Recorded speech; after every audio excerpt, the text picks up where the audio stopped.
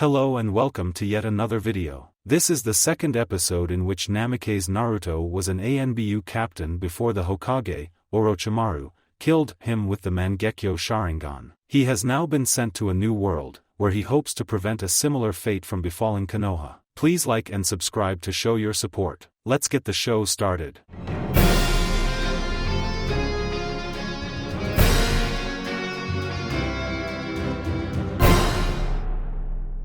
It was 2 days later when someone entered Namikaze's cell besides the ones feeding him. An Anbu in white said, "Come with me. We are meeting with the council." Namikaze allowed his hands to be bound by a chakra cuffs that would limit the ability to use chakra. The Anbu walked him through the open door and through a darkened hallway. Namikaze thought, "I always took the darkened hallways of the Anbu building for granted. It's very effective for making a ninja off balance." They walked through several winding hallways. Luckily, Namikaze had at least he hoped the building layout down from when he was Anbu captain.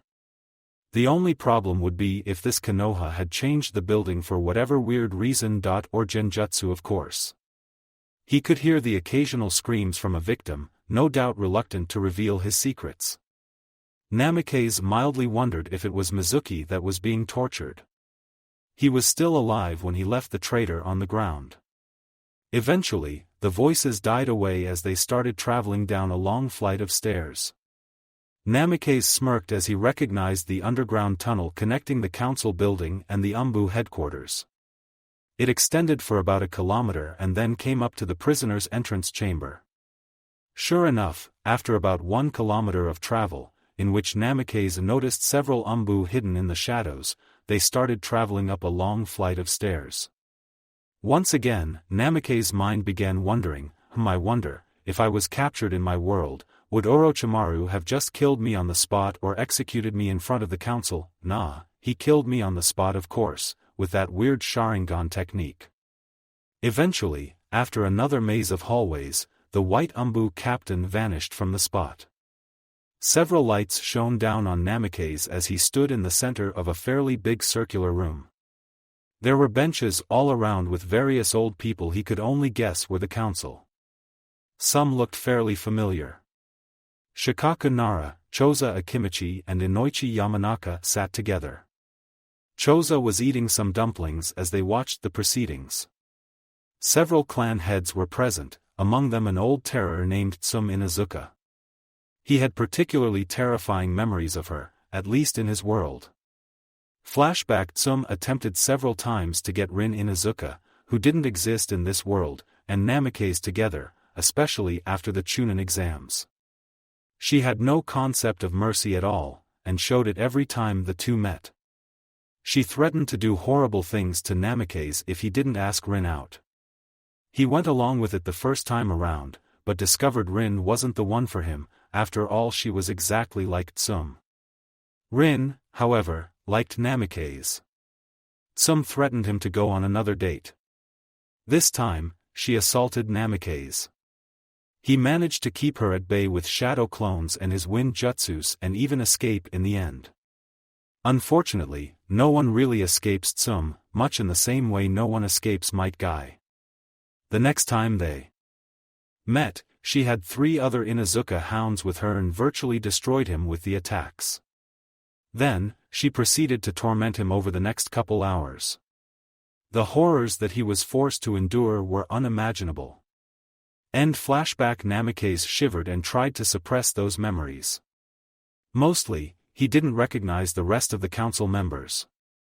Orochimaru would end up killing most of the council in his gruesome experiments. There were other clan heads he recognized. Hayashi Hyuga also stood out. They had a mutual respect for one another shortly after taking the Chunin exams. Something to do, no doubt, with fixing Niji's head. Lastly, there was the Sandame, who was flanked by Hamura and Koharu. He recalled the details of Hamura and Koharu's executions for crimes against the Hokage. Neither of them could speak at that time, as they looked like their minds had been obliterated by some genjutsu. They were both beheaded and their bodies burned. He witnessed their executions as a 5-year-old child, and it stuck with him. Eventually, their positions as advisors would be replaced with Kabuto and another person he couldn't remember. Sarutobi said, "Good afternoon, members of the council. We are here to pass judgment on an unknown ninja who entered the village through unknown means. Would the defendant please give his name, rank and village association?" Namikaze said without hesitation, "Naruto Uzumaki, Anbu captain of Konoha. The council started chatting amongst themselves. Sandame said, "Please, explain how you came to be in Konoha." Namikaze explained his attack on his world's Hokage, the strange space/time jutsu that Orochimaru used, and his sudden awakening in this world's Konoha. "Are you aware of this class secret surrounding you?" "Yes. I am, and my counterpart in this world, a jailer of the Kyubi no Kitsune." A civilian councilman shouted, "Impossible, there is only one Kyubi. And he is contained in that demon child, Naruto." Namikaze glared at the councilman but restrained himself from releasing killer intent. There were several Anbu surrounding him, and he didn't want to give them the chance to kill him before becoming a shinobi of Konoha. He said, "As you can see, councilman, I currently stand before you. I assure you that I do contain the Kyubi, and so does my younger counterpart. As such, that means that there are 2 Kyubi vessels in Konoha." Sarutobi said, "Enough. Naruto, why did you surrender yourself to me on top of the Hokage tower?" Namikaze responded, "I desired asylum and ninja status in your humble village, as I can no longer return to mine. I am a missing ninja from that village after attempting to kill Orochimaru. He was conducting experiments on various shinobi of Konoha, and he did it with impunity as the Hokage. No one believes me there anyway, and everyone else I care about is dead." The council went silent at this. Koharu and Hamura were speaking silently to the Hokage. Namikaze wondered if they were allies or enemies. He scanned the faces of the rest of the council. One of them especially stood out. He recognized the ninja as Orochimaru's second advisor, Danzo. Namikaze felt he should be slightly grateful to the bastard, as it was Danzo in his world that kept the crowds from killing him as a youth. Apparently, Danzo wanted to turn Naruto into a weapon. However, Kakashi Hatake and the ninja heads managed to stand up and outvote Danzo's proposal and the civilians' desire to kill the Kyubi brat. Furthermore, Danzo tried to keep Naruto on a short leash when he became a Chunin by restricting him to village activities. However, it was, irony of all ironies, Orochimaru that shot down that proposal. Orochimaru wanted to use Naruto to his full abilities, so he was sent on increasingly more difficult missions to increase his skills. Finally, Orochimaru even took Namikaze under his wing and taught him all sorts of wind techniques and fighting styles. He never did allow Namikaze to learn his own snake techniques however, except for 1 or 2 defensive jutsu like the Nimpo, Shishienjin, Sound 4 barrier technique. His musings were interrupted by Sarutobi. He looked at the older man's face as he began, "I will now pronounce judgment. Naruto Uzumaki, you are allowed status as a Konoha ninja on a probationary status of 3 months. However, you will submit to a sealing jutsu which will seal away half your chakra away until such a time as I die or release the seal. In addition, you will be assigned a partner, and have decided that it will be Enko Mitarashi." Sarutobi remembered that she was the most vigilant in seeking Namikaze. Now, it would be her duty to guard him. Naruto managed to suppress his laughter at the irony of being paired up with Enko in both worlds. Apparently though, Sarutobi wasn't finished. "You will be given a new codename, Namikaze, as you look so much like the Yondaime. If anyone asks you, your name is Namikaze Naruto as of now on, to hide your true identity as Naruto Uzumaki. You are the brother of the Yondaime and have no relation to Naruto Uzumaki, understood?" Namikaze nodded his head. "Lastly, you will be granted the title Tokubetsu Jounin. If you prove your loyalty in the 3 months, you will be promoted to Jounin and considered for Anbu. On the other hand, if you do not prove your loyalty, you will be executed." Do you understand, Naruto Namikaze? Namikaze nodded and said, thank you Sandaime-sama. The Sandaime nodded and said, to everyone present, Namikaze's true name, identity, and where he came from are now class secrets until such a time that he is determined to be a threat to Konoha. That will be all for the time being. Meeting adjourned. All the council members began filing out of the chambers. Some of them gave Namikaze a seething glare, while some looked speculative. They didn't say anything, but their faces spoke volumes. All of them were curious whether he was truly who he said he was, and whether he would betray Konoha. Only the Sandaime looked pleased that it was accepted without objection. Namikaze was led away by a white-clad Anbu captain to a room to seal away half his chakra. Namikaze sighed and thought, well, could be worse. It was late afternoon as Naruto approached the ramen stand for his usual gourmet. He approached the bar when he saw a red-clad ninja with a jounin vest. He was sitting in Naruto's usual spot. Naruto approached the ninja and said, hey, come on man, that's my usual seat. No one sits there beside me. Suddenly, a black sword was at Naruto's neck, but did not make contact. The ninja turned, and Naruto recognized him immediately, Yu. You're that pervert I met in the ... What was it? The man smirked and said, the Anbu headquarters, right? I met you when I was being interrogated. Don't tell me my awesomeness has left you speechless. Alright, brat, I have a question. What did I say to you about loudmouth ninja? Naruto thought for a minute and then said, I don't know. I never talked to you after that. The man laughed, retracted his sword and said, maybe you'd recognize me better when I take this form? The ninja transformed into Izumo. He said, do you remember now? Naruto pointed at the man and said, oh. That's right, you cut my cheek the last day in class. Wait, you also helped me in Kakashi's test. Izumo transformed back and said, allow me to introduce myself. I'm Naruto Namikaze. Nice to meet you. Pull up a seat, I'll buy you 2 bowls of ramen, any type. Naruto looked at the older man with sparkles in his eyes and immediately said, old man, I'll have 2 extra large miso ramen with pork cutlets and the works. Old man Tucci replied, right, 2 coming up. Namikaze gave a big toothy smile and spoke up, I'd also like 2, same as the kid. The ramen master nodded. While they waited, Naruto sized up his otherworldly self, though he was unaware. The man had a black short katana on his back, 2 kunai holsters on each leg, and a shuriken pouch on his backside. The man had almost no cuts or injuries at all, until he saw his right hand. Naruto said, say, what's that on your hand Namikaze-san? Namikaze looked at his right hand, examining the seal he had put on him a couple hours ago. There was a circular script of black ink with several dozen kanji written in small text. There is a fairly large swirl within the center of the circular seal. He smiled sadly, it was something I had to pay, a while back. Don't mind it. So kid, tell me about yourself. Naruto dropped his head in contemplation, well, I'm Naruto Uzumaki, and I'm going to become Hokage someday. 1 bowl was set down in front of Namikaze while a second was placed in front of Naruto.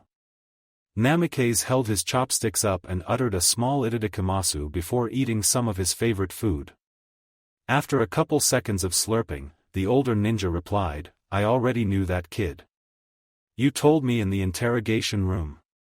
Naruto paused from his dinner and thought, there's this pretty girl that is named Sakura Haruno.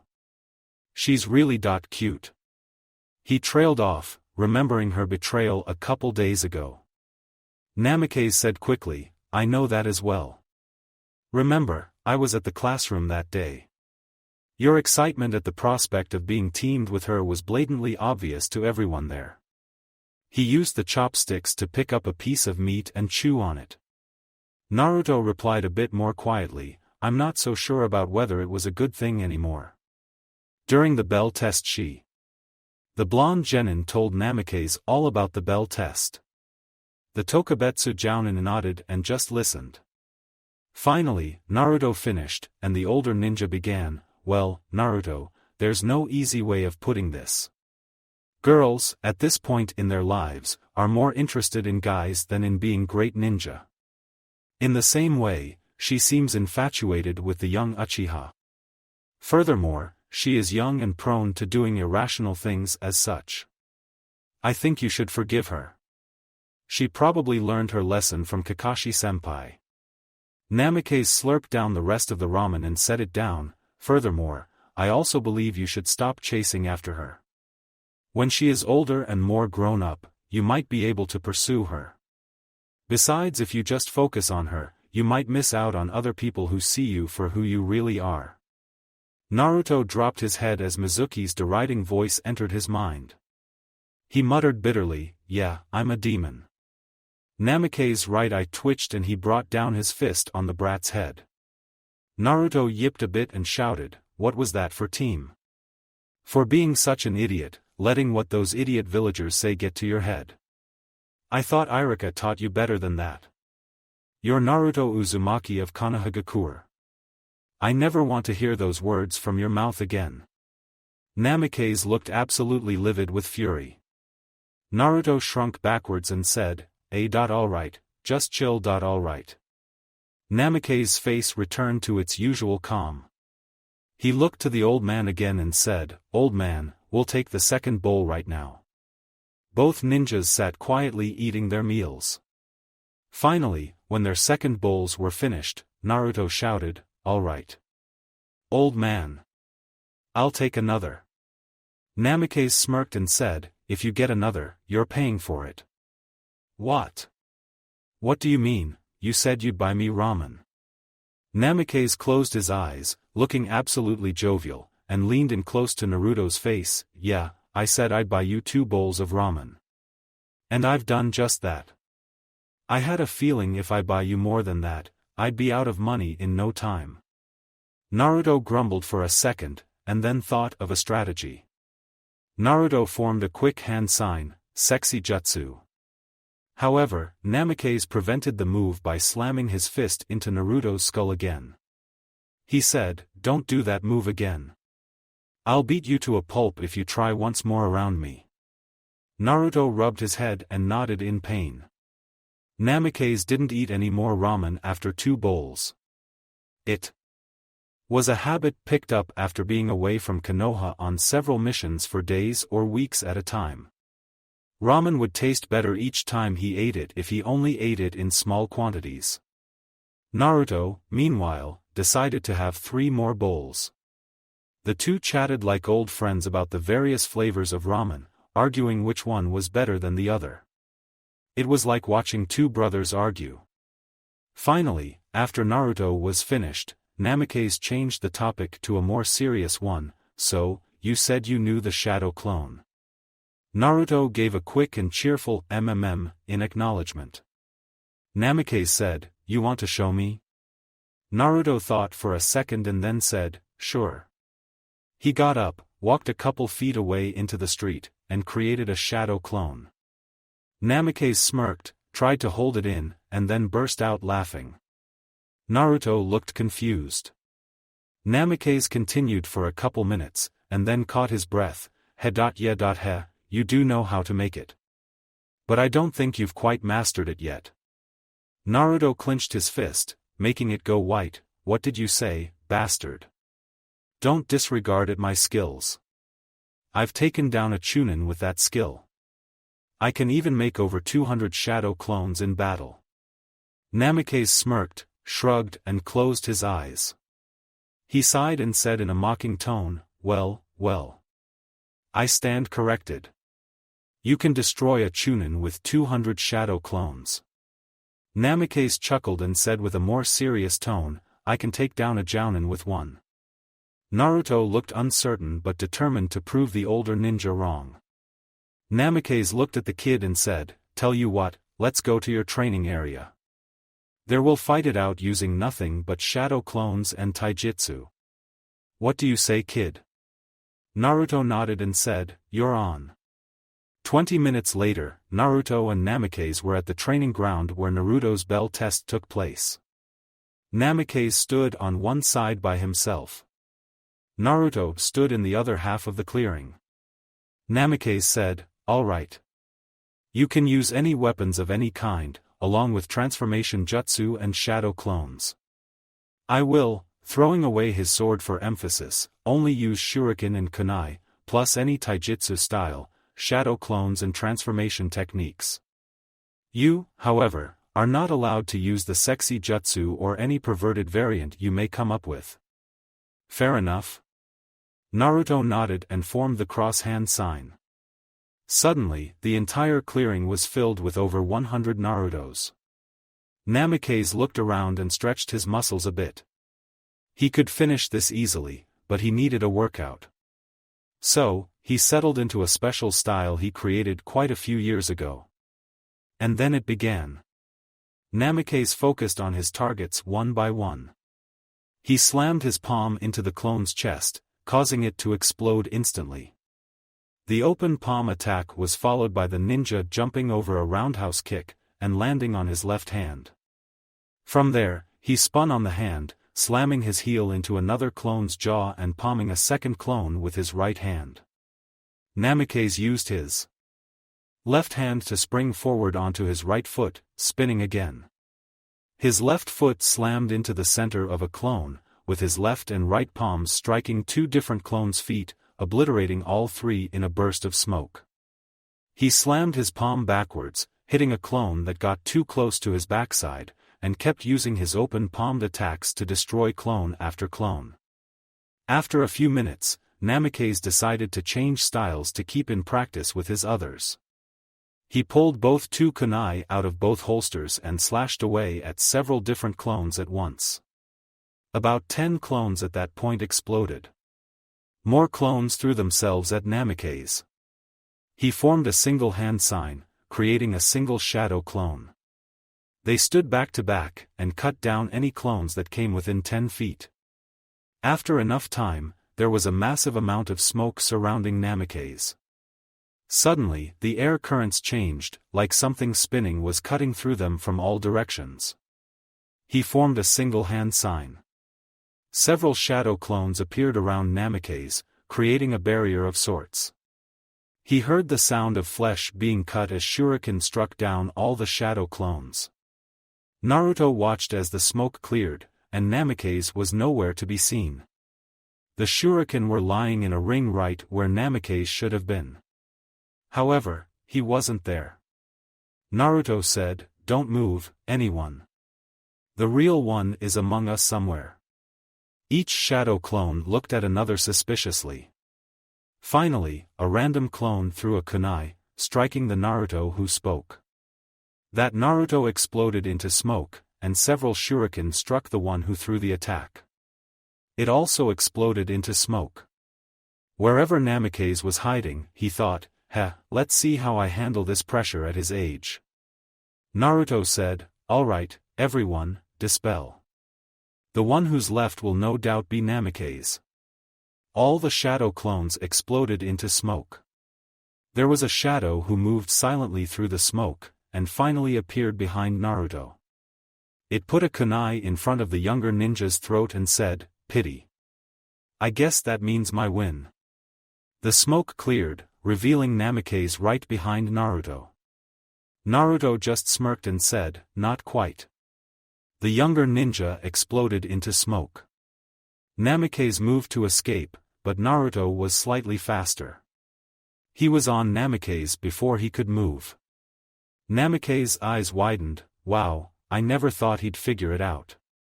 "Well done, Naruto, not that it's good enough, of course." Naruto said, "I guess I win." He cut the older man's cheek, but then it exploded into smoke. Namikaze's voice boomed out from the nowhere, "Good, good. You've learned several impressive tricks using that clone. However, your clones lack one vital thing." Naruto yelled, "Yeah, what is that?" Namikaze said, "Nope, you've got to figure it out for yourself. Here I come." Kakashi watched from a nearby branch as the new Jounin absolutely destroyed Naruto's clones. After about an hour of the activity, Kakashi decided to put an end to this. He appeared right in the middle of an attack. He stopped Namikaze from destroying another shadow clone. Naruto was sweating from producing so many clones and having them all destroyed. Namikaze was only slightly panting.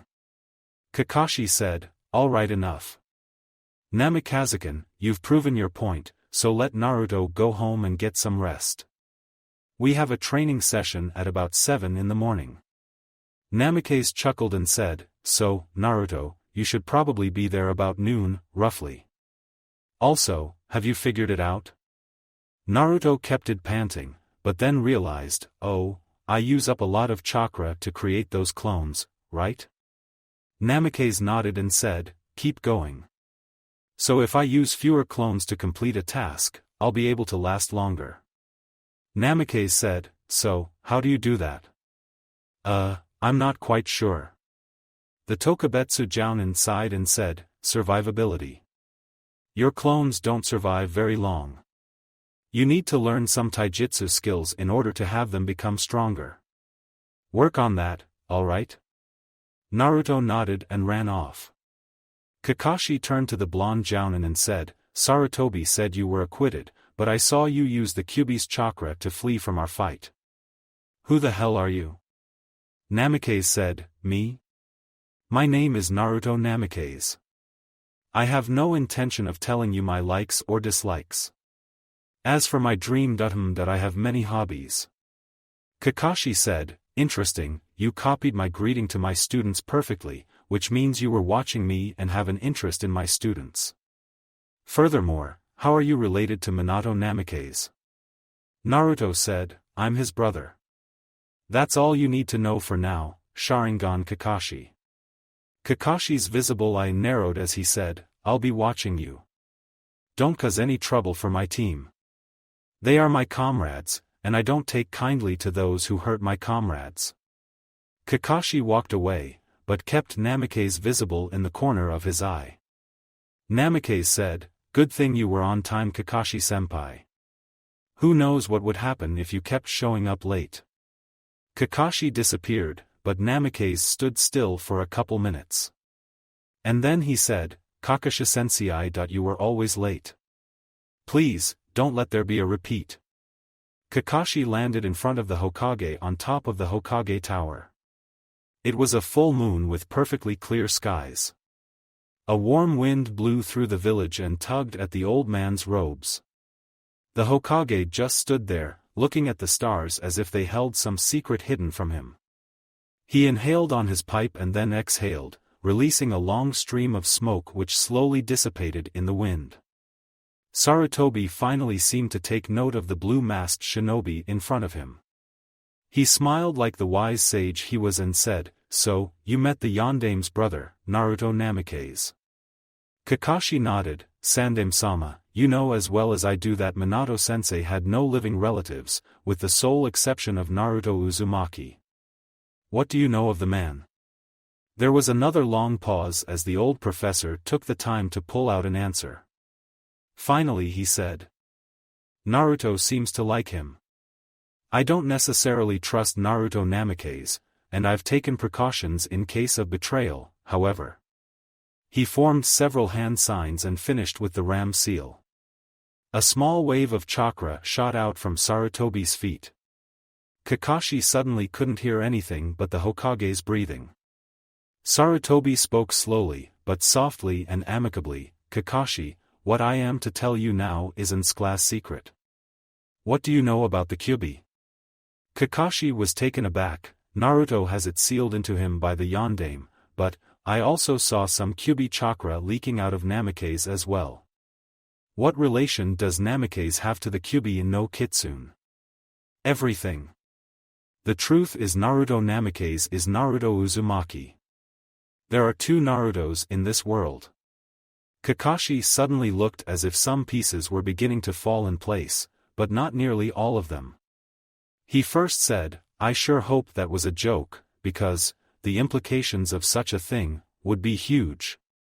But, how is that even possible, for there to be two Narutos?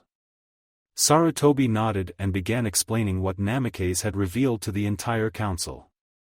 The next morning, Namikaze arose at roughly 7 in the morning. He shivered at his horrid dreams and the events that transpired yesterday.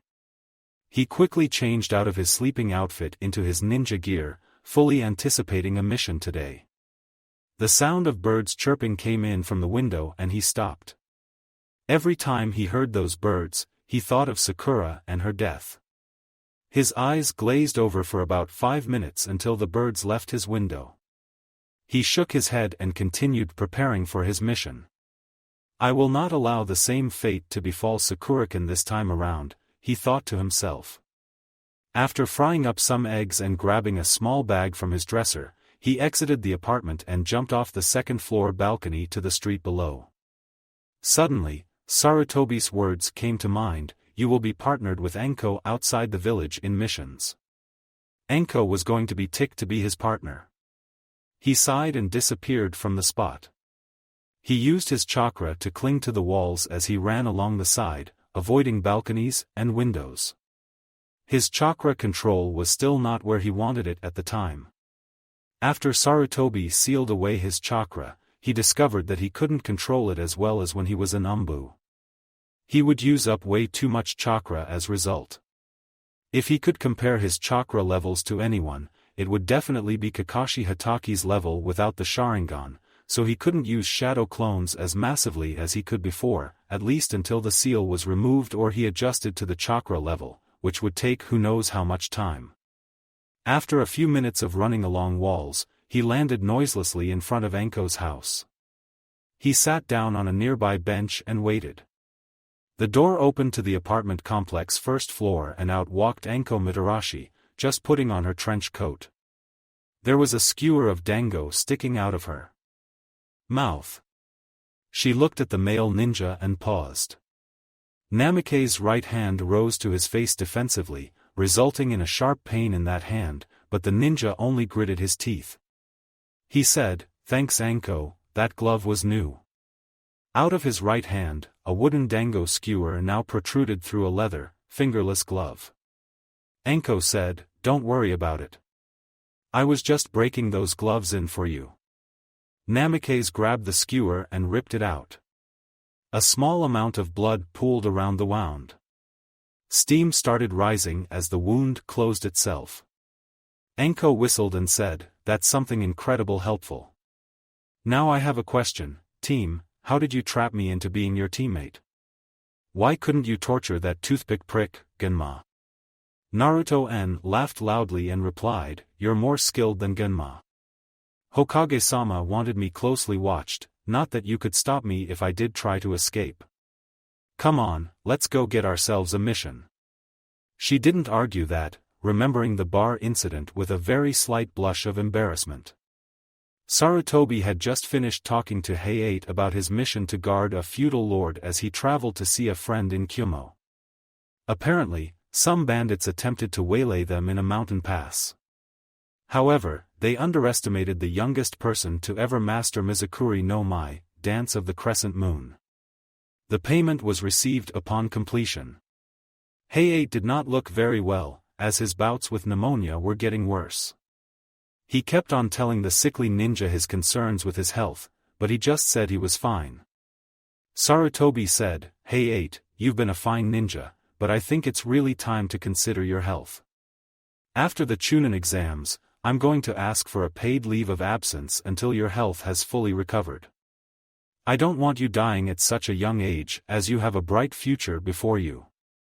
Hayate looked shocked, but nodded, knowing there would be no arguing against the Hokage. He bowed and said, "As you wish, Hokage-sama." The Chunin exited, appearing somewhat dazed. After he left, Sarutobi was the only one in the room. A few minutes later, a couple loud noises could be heard arguing down the hallway. "Tastes, it's too mushy, dango is, so stop, brat." "What, saying? Ramen, best, likes ramen, especially Ichiraku. It's a masterpiece good for generations, old and young, tall and short. The door slid open again and the argument continued. Suddenly killer intent could be felt directed at them. Namikaze stopped talking immediately. He looked at the Hokage, who had a hair-raising look on his face. Anko swallowed and said, "Old man, give us a mission." Sarutobi just sighed and dropped the small amount of killer intent he was projecting at the two of them. "All right. We currently do not have any Brank missions available. For Crank, we have escorting a banker to," Namikaze replied. "No, do you have any bingo book target missions?" Sarutobi looked down. There was a BA rank target that was near the Konoha/IWA border, but he was unsure he wanted to send the son of Minato from another world to the edge of IWA. They might discover something about Naruto Uzumaki. He thought for a second, and then said, "All right, I do have a mission, but I will only allow you to take the mission under one condition. Should the target flee across the border, do not give chase, understood?" Anko said, "Sure thing, old man. Now what's the mission?" Sarutobi set down the A-rank scroll and said, "The target's name is Shiro Daikano. He's a former cloud ninja wanted for assaulting their Daimyo's financial advisor and several of his guard. The ninja's information and current whereabouts are recorded inside the scroll." Anko picked up the scroll and began walking out. Namikaze just stood there for a second as he watched her leave. He said, "Thanks, Hokage-sama. Anko must still be slightly upset about being teamed up with me." He grabbed his chin speculatively. "Come to think about it, I don't think she was ever too thrilled about it when I was assigned captain of her Anbu squad. She longed for the position for the longest time." Sarutobi said impassively, "Give her time. No doubt, she'll come around sooner or later." Naruto N walked towards the door. Sarutobi put the pipe in his mouth and said, "Naruto. Mind if I ask, why do you call me Hokage-sama? You really don't seem all that different from your younger counterpart." "He calls me Old Man Hokage, and not in a very respectful manner." Namikaze turned, showing a sad smile and replying, "I call you Hokage-sama, because you are the first Hokage I've met who deserves my respect. Remember, I was trapped with Orochimaru team as my Hokage." Sarutobi said, "For what it may be worth, I'm sorry my boy. I don't blame you, Hokage-sama. I credit the blame where it is due, the bastard snake." The former Anbu captain bowed and exited through the doorway. Another pair of civilians looked at the two ninja and started glaring. The two just kept walking as if nothing had happened. Anko used one of her dango skewers she kept in her pouch to loosen some of the fish stuck to her teeth from the morning meal, disregarding the civilians' glares. Namikaze watched the civilians' faces turn brighter when seeing him. One of the two women whispered into the other's ear. The second started blushing a bit and waved.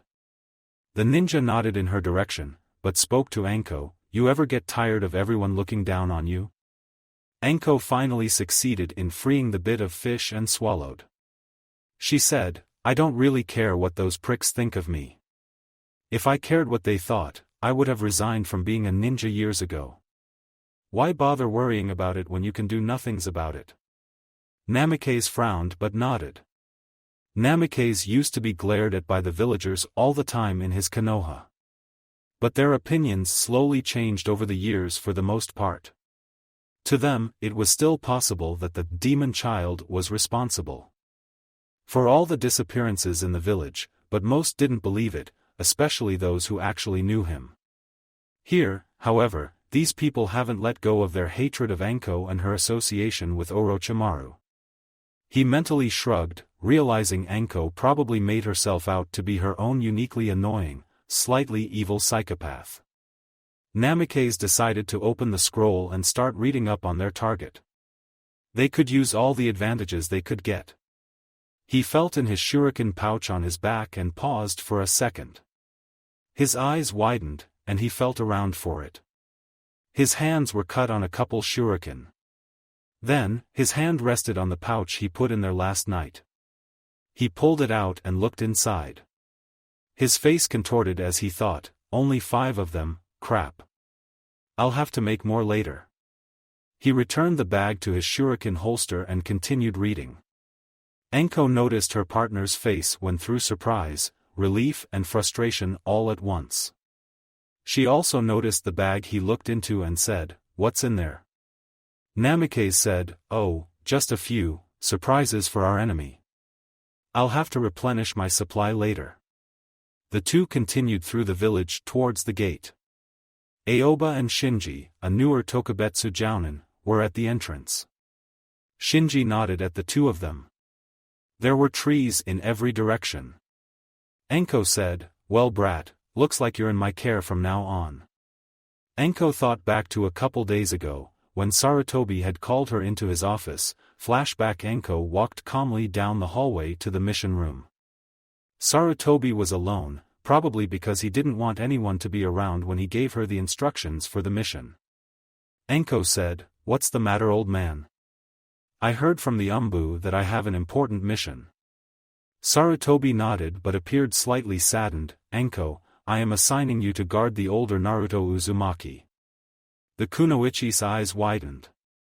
Her mouth opened to protest. The old man put up his hand. "Also, you will now be calling him Naruto Namikaze. His true identity has already been breached enough. I do not trust him, because he just appeared out of nowhere. So, I added a second layer to the seal, should he prove to be a problem. The seal will kill him under several conditions. First, should I die, he will die. Second, I have also tied his seal to a medical sample of your chakra. Should you die, he will die. Third, should either one of us come to the conclusion that he is a risk to the village, we can activate the seal. Finally, should he attempt to alter the seal, it will activate and he will die. You will use your discretion in dealing with the ninja." Anko nodded, but her eye twitched in frustration. She was assigned to him of all people. End flashback. Anko suddenly found herself stroking at the kunai pouch. She relaxed and opened her mouth to speak. However, Namikaze said, "Be quiet, Anko, I'm trying to concentrate on something." Anger and killer intent radiated off of her in waves. Several birds in the air froze up mid-flight and crashed into the trees as the killer intent was so great. Namikaze's eyes stopped scanning the document, as he sensed his life was now in danger. Naruto Uzumaki was sitting around, waiting for Kakashi to arrive when he suddenly felt a clammy feeling go down his spine. He looked around, but there was only Sasuke and Sakura, the latter looking more subdued in her fawning over Sasuke. She looked over at Naruto, who looked fairly scared. "Naruto, what's wrong?" He looked again at the pink-haired kunoichi and said, "Do you feel that? It's like someone is choking me." Sakura looked surprised but shook her head. Naruto tilted his head a bit in confusion. Suddenly, smoke exploded from nowhere and quickly vanished. In its place, Kakashi stood with his usual eye smile. "Yo." Naruto and Sakura walked over almost in a daze. Sakura recovered first and asked, "Are you really Kakashi-sensei? You're almost on time for once." It was true. He was only 30 minutes late, which was impressive by most standards. Kakashi coughed and said, "Let's begin. Today, we cover taijutsu." Blood dripped from the kunai as it was held to its master's neck. Anko blinked, suddenly having her mind clear of the anger that was with her only a minute ago. She looked around, but then noticed the bloody kunai. The Koichi said, "Well played, brat, well played." Namikaze smiled as he withdrew the kunai from her throat. Anko reached up and wiped at the cut on her cheek. Namikaze reached inside his backpack and said, "Here. Let me take care of that." He carried a medkit at all times after the Waves mission. First, he pulled out some disinfectant, sprayed it on a cloth, and put it to her cheek. She winced a bit in pain, but did not yell out. Then, he used some bandage tape to secure the cloth into position. Anko looked surprised at the care he had used when dealing with her injury. Then, the memories of the last couple minutes came back. Flashback: Anko was suddenly holding a kunai overhead in her hand as she rushed the ninja. Namikaze slammed his free hand, forcing her hand to let go of the weapon. He followed up with an open palm to her sternum. That attack pushed her backwards several paces. Namikaze caught the kunai and threw it after her. She managed to mostly avoid the attack, but it still grazed her cheek. She felt the air pressure around her for the briefest instant. Namikaze appeared behind her, caught the kunai, and put it to her throat. End flashback. Namikaze spoke up, "Are you relaxed now?" Anko nodded and Namikaze backed away. The blonde continued, "Sorry for ignoring you. I was just reading up on Shuriken in our mission file here. He is apparently called the Strong First of Kyumo.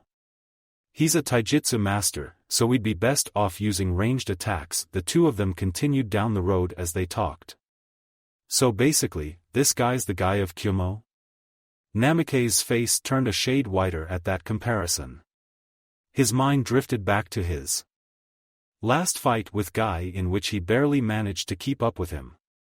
He considered the possibilities of two guys in this world and began shaking his head. "Don't even joke like that, Anko. Guy and his little clone are bad enough. The last thing we need is another guy walking around in the world." The talk continued for several minutes as they discussed the ninja's specialties and possible attack strategies.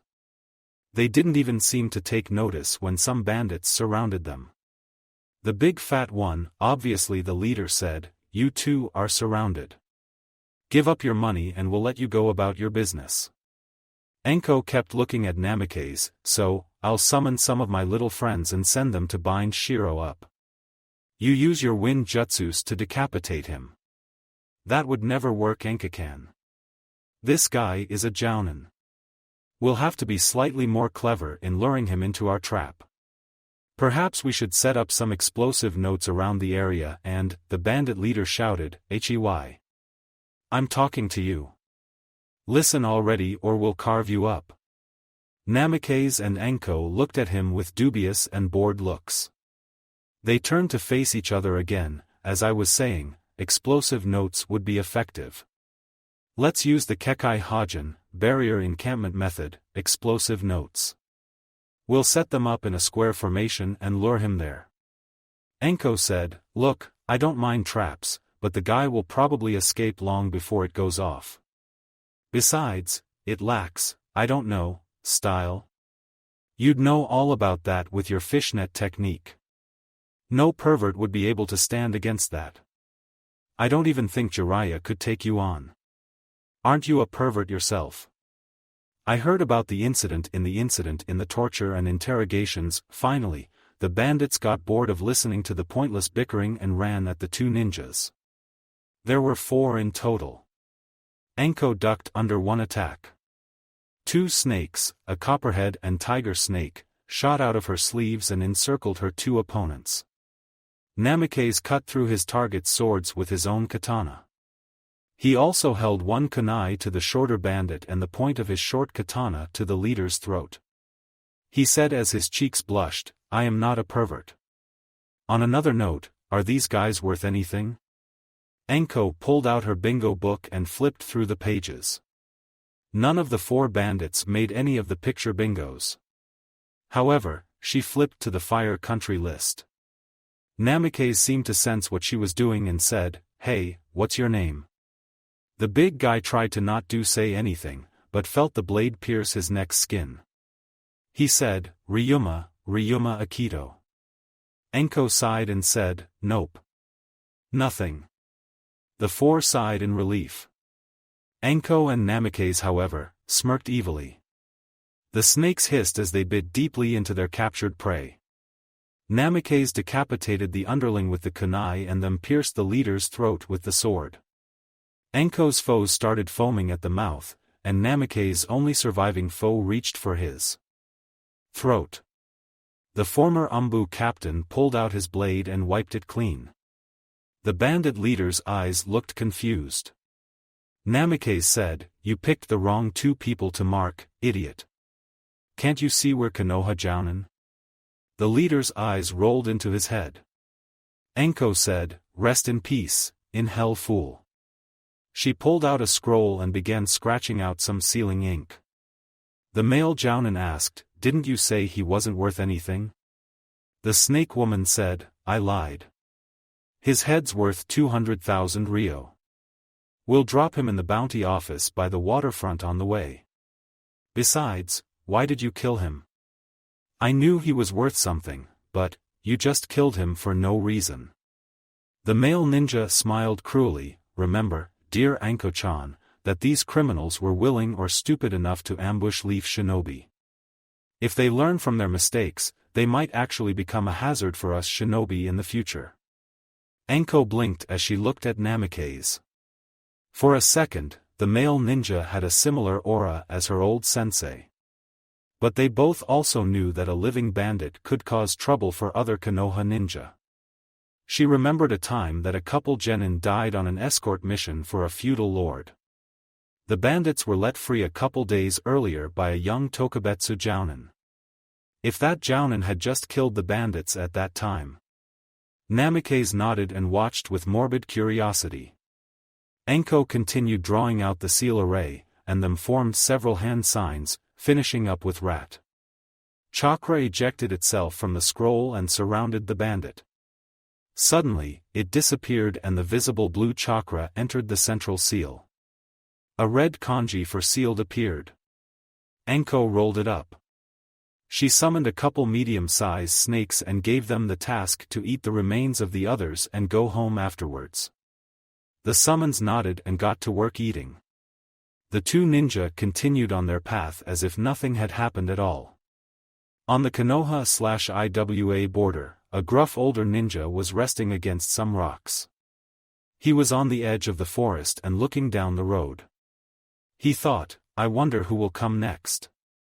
Will it be Iwa ninja, maybe more cloud hunters? Could be some of those tree-hugging Konoha ninja." He smirked at the idea for a second. "Nah. They don't have the guts to send their ninja after me. I don't really care if my bounty is only 10 million ryo. They don't have a chance. I haven't had a good fight in a long while." Little did he know that he would soon get more than he bargained for. Namikaze's troubles make, pervert Namikaze rested against a tree near a river. He had a wet cloth in one hand and his bloodied kunai in the other. Anko took a drink from the river and said, "Well, I could always distract him with my devilishly good looks. Then, as he's distracted, you jam your sword through his back. I follow up with a snake bite to his throat." Namikaze stopped cleaning his tools and stared incredulously at his partner. Anko stared back. An awkward silence fell. Finally, Namikaze spoke, "Are you an idiot? Do you not remember that he's a jounin? If anyone will see through that, it'll be him." Anko said, "I don't know. It worked on half the targets I've eliminated before, I see." She looked at Namikaze with a dubious but playful expression. Namikaze saw the look and became confused. Why are you looking at me like that?" She gave a small chuckle and said, "You can't handle my devilishly good looks." Namikaze's face turned completely red at that. His voice broke as he responded, "No. How could you possibly think that?" Anko smiled cutely, "A terrible sign indeed. I know all about the incident down in the torture and interrogations department with your younger half. You're a pervert." Namikaze looked away, clearly annoyed. After a few minutes, the male jounin stood up, sheathing his sword and kunai. "Let's go. We need to catch Shiro before he gets across the border." Anko chuckled and said, Sure, pervert." Namikaze's hands clenched in frustration. Anko thought, "I finally got something on him. This is gonna be fun." She licked her lips and followed the jounin. Anko would never let him live it down for years to come. The surrounding area began to thin out as they slowly but surely approached the Iwa border. Furthermore, the trees seemed to be losing health the further they got to the border. They were all white and dead-looking. Enko pulled out the bounty meeting place's notebook. There was a set schedules where the bounty hunter officers will be located throughout each of the elemental nations. The schedules were only given out to the upper echelon torture and interrogations heads of each village once every 6 months. Enko received hers from Ibiki, because he wasn't much of a field agent. Missing ninja could obtain them through various means but rarely went after the bounty officers for different reasons. Some, like Kakuzo, were well liked by the bounty offices, so he managed to stay off most bingo books of foreign nations. She frowned and said, "Change of plans. The bounty officer is not going to be present there. He was scheduled to be located at the mountain meeting spot in 30 minutes. It isn't too far out of the way, so we can make it there and then go to where the strong fist might be." Namikaze shrugged, "Yeah sure, that's fine. All 200,000 ryu will be sent to Konoha, and we'll probably get about 75,000 ryu each." Shiro walked down the road to where his contact would meet him. The man would take him into IWA, where he would gain some purposeful employment in the employ of the Tsuchikage. He was known to employ some former missing nin. He would meet him outside an abandoned structure carved out of a valley in a rock outcropping just outside the forest. He would probably be there in 30 minutes. Enko finally made it out of the forest and got a glimpse of the meeting point. A massive stone outcropping rose several hundred feet into the air as they came closer. The outcropping formed a wall on 3 sides and created a sort of spherical amphitheater. At the base of the outcropping, there was a small doorway carved out of the rock. Enko said, "I'll take care of getting this guy's bounty. You wait outside." Namikaze gave a mock salute Enko didn't see and sat down against the outcropping. Inside, Enko walked through the entrance chamber into the abandoned structure. She set down the scroll and began forming several hand signs. Blue chakra ejected itself from the seal and released a body. The body of the bandit had turned white, which was expected as the guy was dead. She picked him up and walked to the center of the room. She tapped her foot twice at the center of the room and waited 5 seconds. In the corner, a secret passage opened. Inside, there was an older man while gray robes and some brown sandals. He said in a grisly but friendly tone, "Enko-kun? It has been a while. You've brought me another bounty? Why, I thought you had long since abandoned field work about a year ago during that incident with your fellow squad mates. Something about being called Orochimaru's brainwashed pet or something?" Enko frowned a bit and said, "Old man, it really has been far too long. Yeah, this guy, Ryuma Akito." She walked across the dark chamber and set the body down in one of the catacombs. The old man came over and took a look at his face. She continued, "If his name was true, he is worth 200,000 ryu. However, he was listed without a picture to go with the name in the bingo book. Can you confirm for me?" The old man withdrew a bounty voucher book and began searching the various pages for the man. Outside, Namikaze watched in interest as a man walked towards the abandoned building. The man in the distance looked like an ordinary traveling merchant, but Namikaze wasn't so sure. The man kept scanning around for something. Then, the merchant stopped just at the entrance and started waiting around. Namikaze stood up and shouted, "Hey! How's it going?" He raised his hand in a calm and friendly gesture. The merchant turned around, appearing startled that there was anyone else in the area. The Jounin's eyes narrowed for a fraction of a second. His amical appearance all of a sudden became a mask as his inner Anbu took over in an instant. He said, "So, what are you doing around here in the middle of nowhere?" The man said in a shaky voice, "Well, I'm waiting for my escort to IWA. I was supposed to meet him here." "Are you him?" Namikaze shook his head, That's truly odd. Most people get missions from the Hokage in Konoha. That's quite a few miles away, an entire day's travel in fact. So, who's your escort? Maybe I can help somehow." The merchant suddenly felt trapped. But then, the ground started shaking. Namikaze drew his sword and looked around, completely alert. Suddenly, the ground below his feet cracked. He looked down in complete shock as he was suddenly engulfed by a rock dragon that shot up and swallowed the ninja whole. The dragon stopped moving, fell over and shattered into thousands of rocks. Namikaze was nowhere to see. A standard-clad cloud jounin appeared out of nowhere next to the merchant and said, "I'm here. Let's get across the IWA border before his partner comes out and sees that he had died." Suddenly, a voice appeared out of nowhere, "Kukukukuku. You think you're good enough to take me down? Imagine my luck I meet you here. I'll take you on, Shiro Daikano, the rock fist of Kyomogakure." Shiro looked around and spoke up, "How do you know who I am?" Namikaze's voice drifted in from who knows where, "You are our target. Time for you to die." Suddenly, the missing nin jumped out of the way as the ground split under a wind scythe. Shiro looked up and saw Namikaze attached to the rock with chakra. Namikaze started clapping, "Not bad, dodging that. How long will that luck hold up? I wonder." The jounin ran along the wall towards the missing nin. Shiro formed a single hand sign while Namikaze followed suit with a different one.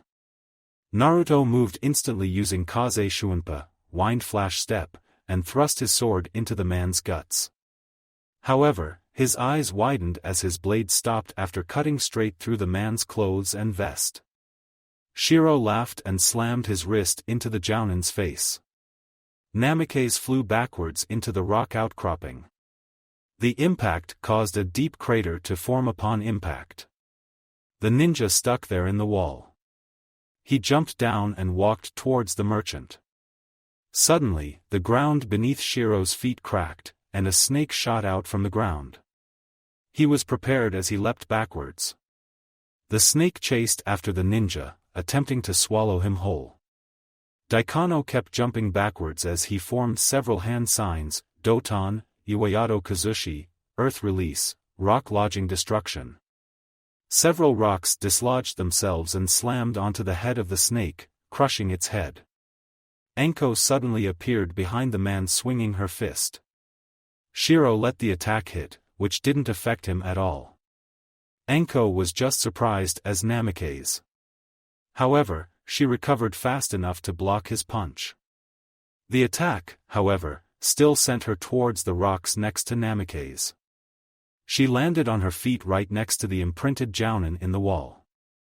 Namikaze ripped himself out of the wall and attached his feet to its side. Well. This could be troublesome. Looks like I can't cause him damage with my wind-enhanced sword, and your punches, Enko, don't have any effect. He grabbed inside his back pouch and pulled out the little bag he had previously. Namikaze said, "Looks like I'll have to use these already.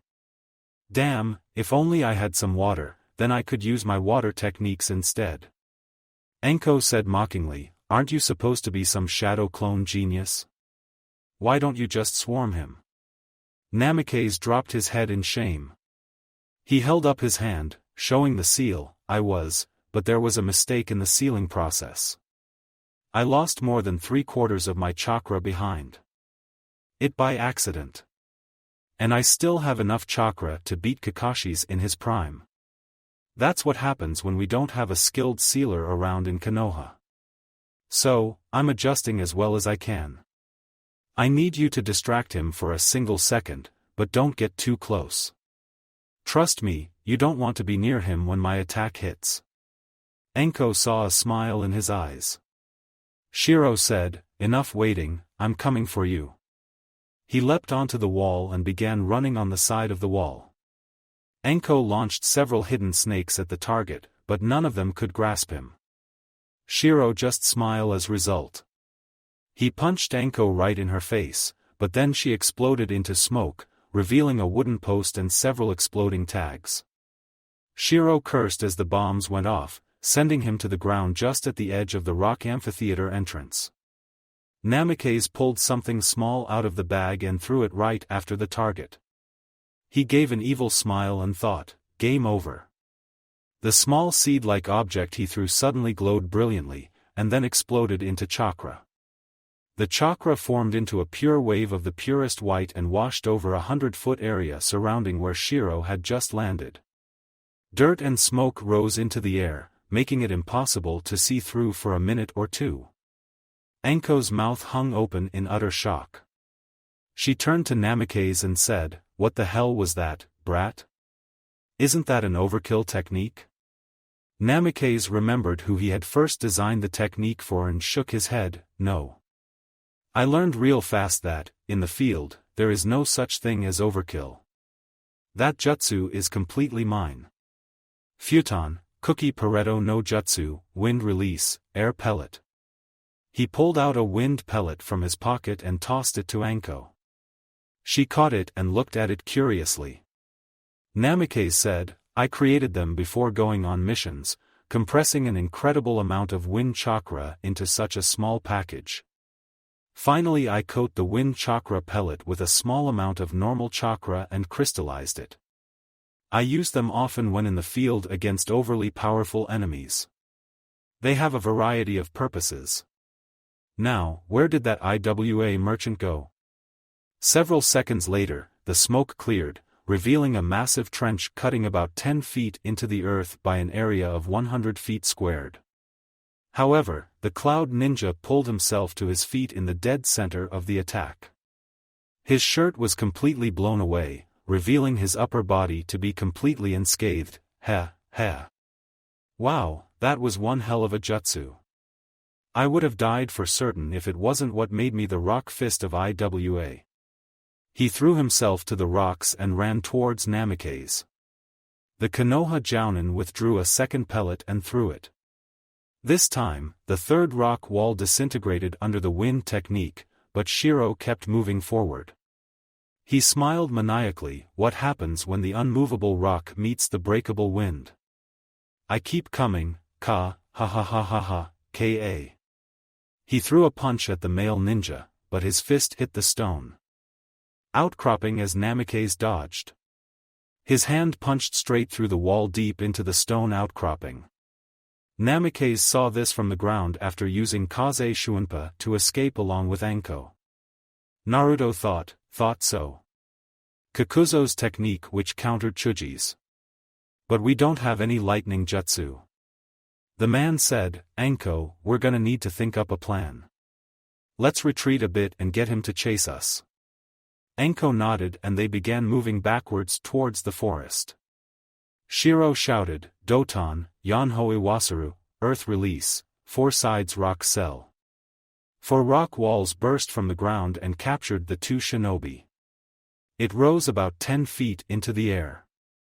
To complete the kill, the missing nin switched his final hand sign to rat and said, "Iwa Furoago Sunkyuji." Rock floor spike. Namikaze grabbed Anko and jumped to the wall. Several small spikes burst from the ground inside the rock cell and attempted to pierce the pair of ninjas. However, Namikaze was too fast, as he got out of the cell before the attack hit. Shiro gave chase to the pair as they fled into the forest, intent on taking their lives. As the trees become more thick, it became harder and harder to track the 2 ninja and thought about turning around. Finally, Namikaze and Anko stopped and turned. They were both smiling. Shiro landed on a branch and said, "What are you two so happy about? I don't really care if you've prepared this battlefield in honor of me, as I'll crush whatever you throw at me." For Naruto shadow clones came out of the forest with their short katanas drawn. The missing ninja dropped into a fighting stance and said, "Come, if you wish." All 4 used Kaze Shuinpa and slammed their katanas into the Cloud Ninja. Shiro smirked, "Have you forgotten, those don't work on me." He slammed his feet into the one behind him and kicked the rest. They all exploded into smoke. However, 2 of them were carrying air pellets, which detonated at the death of their controllers. 2 waves of chakra crushed in on the man, which also blinded him with the white light of wind chakra. When the dust and chakra cleared, he mocked them in his head, but then several kunai slammed into his backside. The man turned, only to see the real Namikaze right in front of him running at him. The ninja swung his fist and opened his mouth to taunt the man, but it turned out to be his undoing. Namikaze ducked the punch and hurtled something green into the missing ninja's mouth. Shiro accidentally swallowed it. Namikaze exploded into smoke as he used the replacement jutsu to get out of range. The missing nin didn't have time to understand what was happening, as the air seed exploded in his throat. Namikaze landed on the branch and watched as the missing ninja vaporized spectacularly, sending rocks and the ninja's remains in all directions.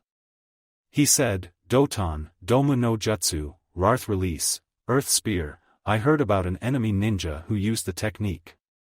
However, it only hardens the skin. On the inside, you're just as soft as all the rest. Goodbye, Shiro Daikano, strong fist of the hidden cloud." Elsewhere, the merchant watched with some interest as Namikaze and Enko obliterated the strong fist of Kuma. His henge exploded, revealing a Jounin scout who chuckled, "Heh, this might prove to be interesting news for the Tsuchikage. May we meet in the future." Konoha's yellow flash. 1. Namikaze and Enko recovered the remains of Shiro, which was pretty much his head, and sealed it into a scroll. They deposited the remains with the old man and went along their way. Enko sent off the bird to the Hokage, saying their target was dead and their mission was a success. She had to say, the plan was brilliant, cunning once again like her old master. He started out with 5 air seeds and used 2 to keep the target at bay. Then, he led the enemy into the forest where he created 4 shadow clones to assault the ninja. 2 of the shadow clones held air pellets, which would exploded the moment they died. The pellets sealed the target within a sphere of wind which should have obliterated the target, but the opponent used an earth jutsu to keep from being injured by external attacks.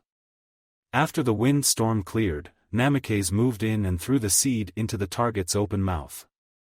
Namikaze used the replacement jutsu to back away while the target was torn apart from the inside out. He was literally dead before he knew what had happened. Then, Enko remembered she owed him several drinks for saving her.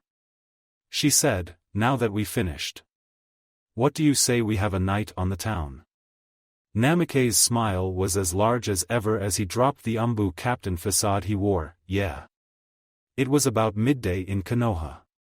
Several students and teachers had already gone out for training, but today Kakashi and his team had taken the day off.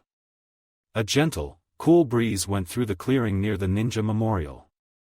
As the Jounin approached, he saw a ninja in a red sleeveless coat like Inoichi, a chunin vest, long gray robes under that, and finally blue pants and black sandals. Kakashi had seen the man about 3 days ago near this location. He was sitting with one knee against his chest and the other extended.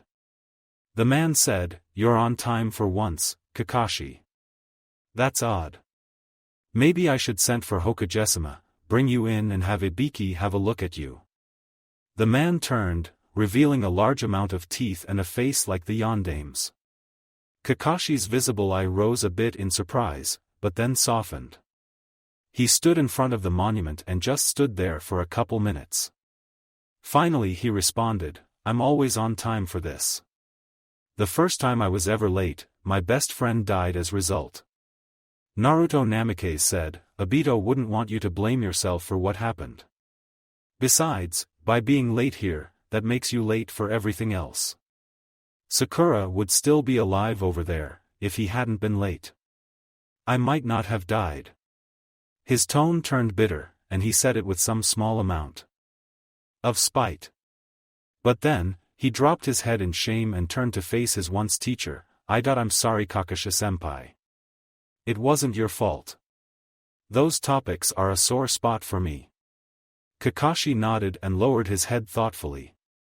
A few more minutes pass, and then he says, "What do you plan on doing, Namikaze?" Namikaze stood and said with determination, "I plan to kill Orochimaru and prevent anything like that from occurring ever again. I'll save them all, even if it costs me my life." "What about your dreams for Hokage?" "One day, perhaps."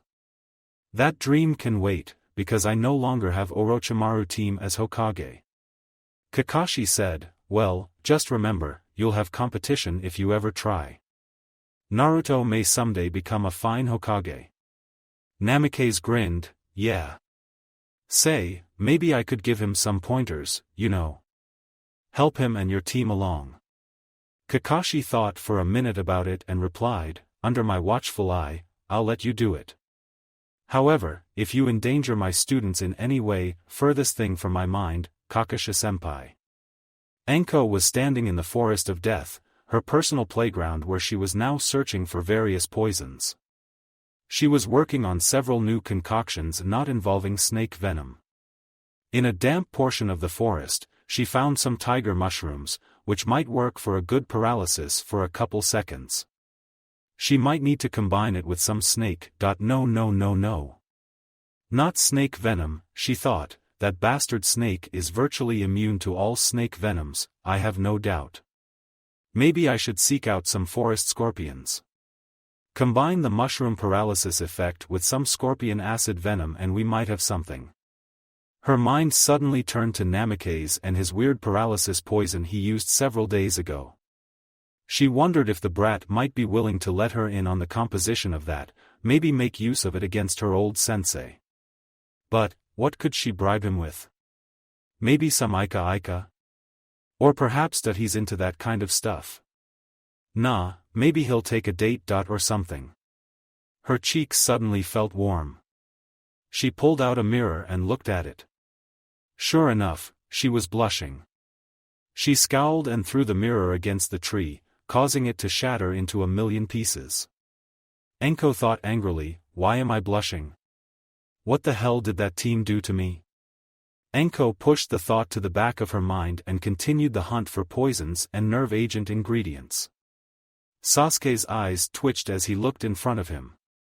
How did I get myself into this, he thought as he looked at the three ninja sitting down in front of him.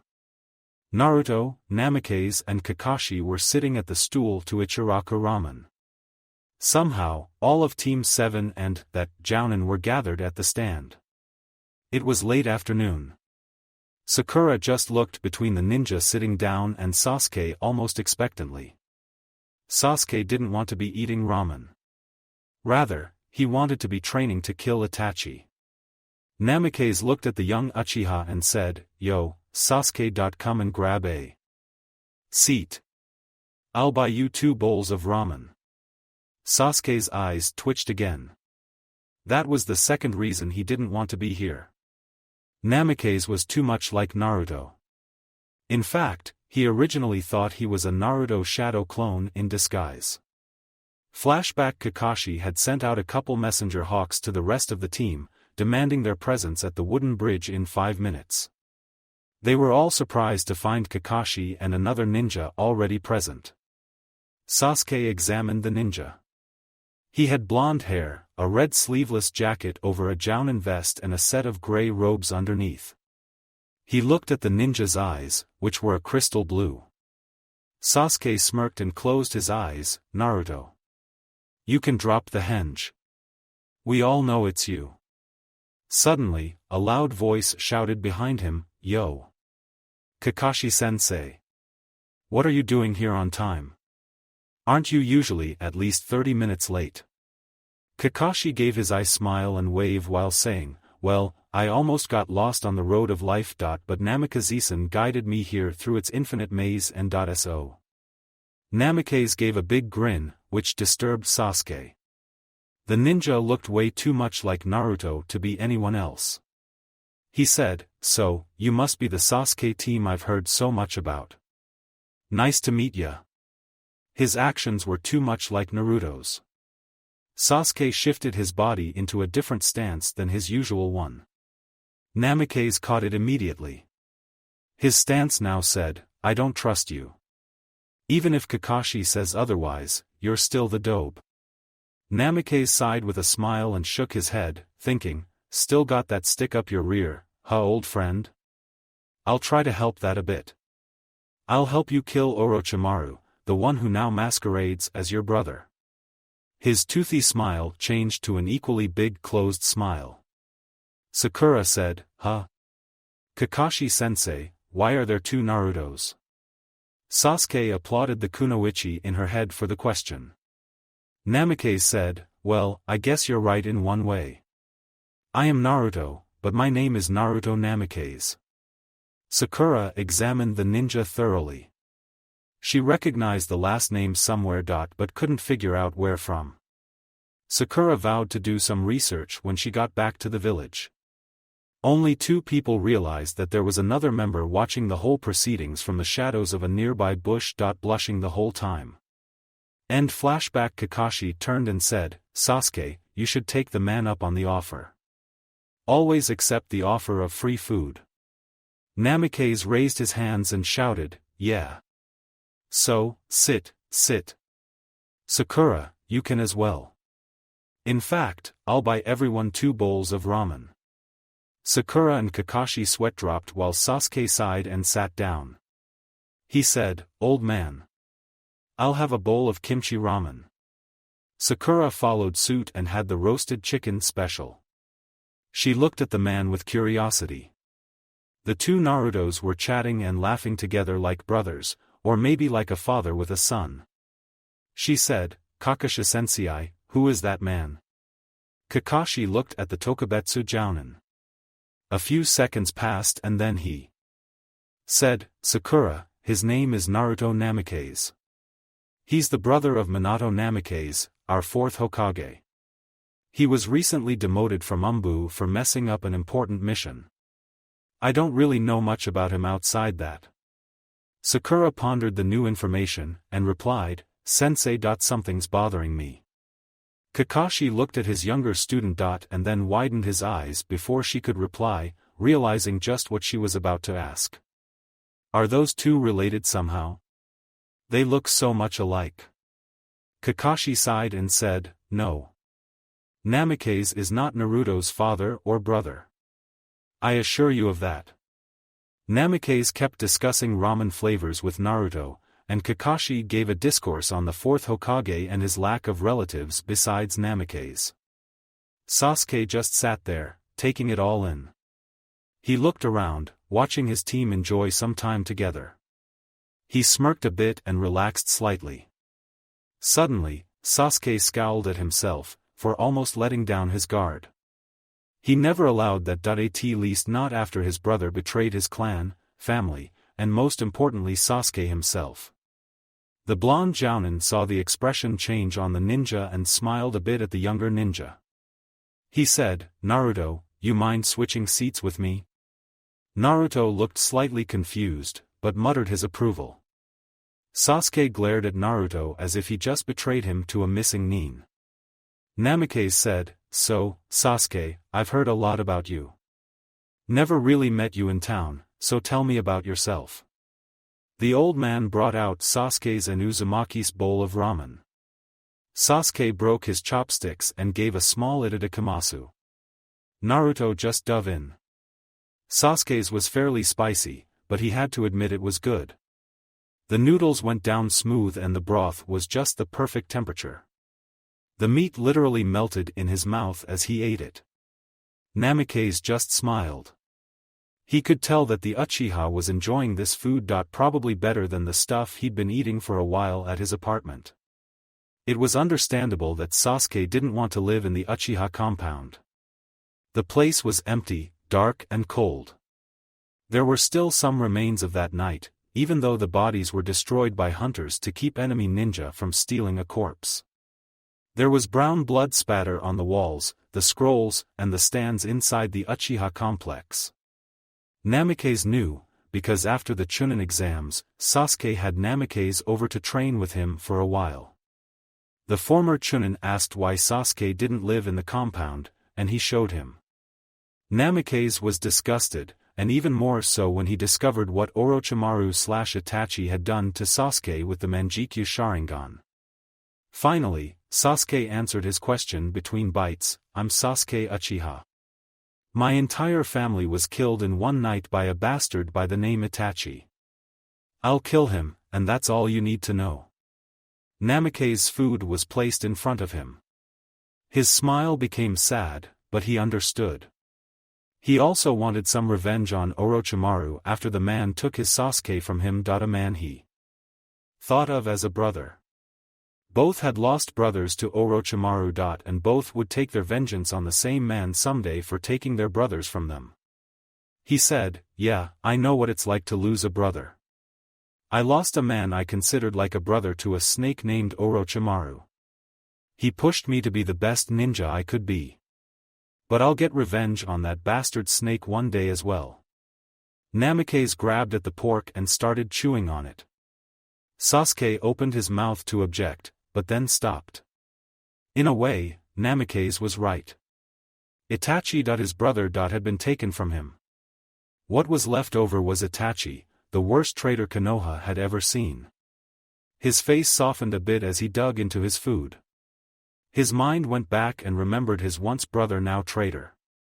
Namikaze finished his bowl and said, "Thanks old man. I'll have my second now." He looked at the rest of Team 7, realizing they were all listening in on his conversation. Even Naruto had stopped eating his pork ramen long enough to listen in. The silence lasted several minutes. Ayam had finished Sakura's and Kakashi's ramen bowls and presented them in that time. It seemed like mere seconds had passed while it had been about half an hour when Namikaze paid for the 10 bowls of ramen. He said, "All right. Kakashi-senpai, what do you say we get some evening training in?" Kakashi put both hands in his pockets and looked a bit relaxed. "Sure. You said you wanted to help these guys out a bit earlier, right?" Namikaze nodded. "Have you done the tree climbing exercise yet?" Kakashi just shook his head. Namikaze looked at the man dubiously. "What exactly have you taught them then?" Kakashi said, "Mostly taijutsu.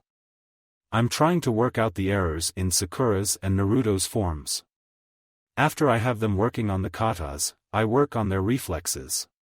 Finally, I also spar with Naruto and Sakura a bit." Namikaze pulled out a kunai and threw it at Naruto. Naruto jumped backwards a bit, narrowly missing being grazed by the weapon. Naruto began cursing, but Namikaze ignored him. "So you have. Not bad. I'd like to begin teaching them ninjutsu with Sasuke and Naruto. I read the academy records on Sakura, and she'd make a good genjutsu specialist, but we need to have them get down tree climbing and water walking." Kakashi nodded, and led his team towards a group of 3 trees while the 2 ninja explained the exercise. Kakashi showed them how the technique was supposed to work. 2 hours later Sakura had quickly finished scaling the tree and Naruto had started figuring it out. Sasuke was doing well, and the 2 boys of Team 7 were evening out. Namikaze put her on the water walking technique, and she proved to be a genius. Kakashi was surprised, but Namikaze just smiled as if he knew this would happen all along. Namikaze said, "Sakura. You're done with that. Come over here."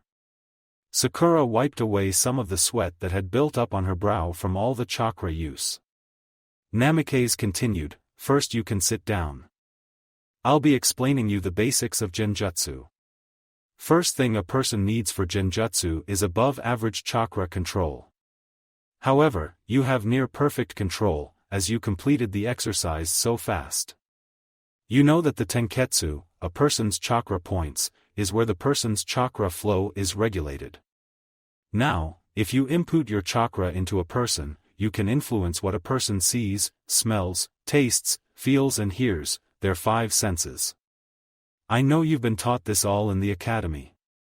What you haven't been taught is that a person using genjutsu must also have an incredible imagination as well. In order for you to make a person feel unimaginable pain, one must also have been in unimaginable pain."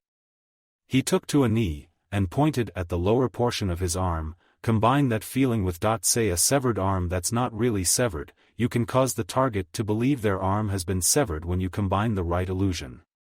Namikaze shrugged. "Then again, it can be any emotion so long that it is powerful and causes the target to lose focus. Losing focus for even the slightest second is what will finish the target."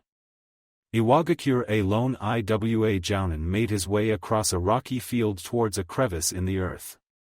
In that crevice, the city of Iwagakure slumbered peacefully. However, there were many guards on duty, hidden under a layer of genjutsu that covered the entire rocky plain. The Jounin was careful to avoid all the pitfall traps that protected his city as well. The crevice split out from the entrance, with the entire city carved out of several canyon walls.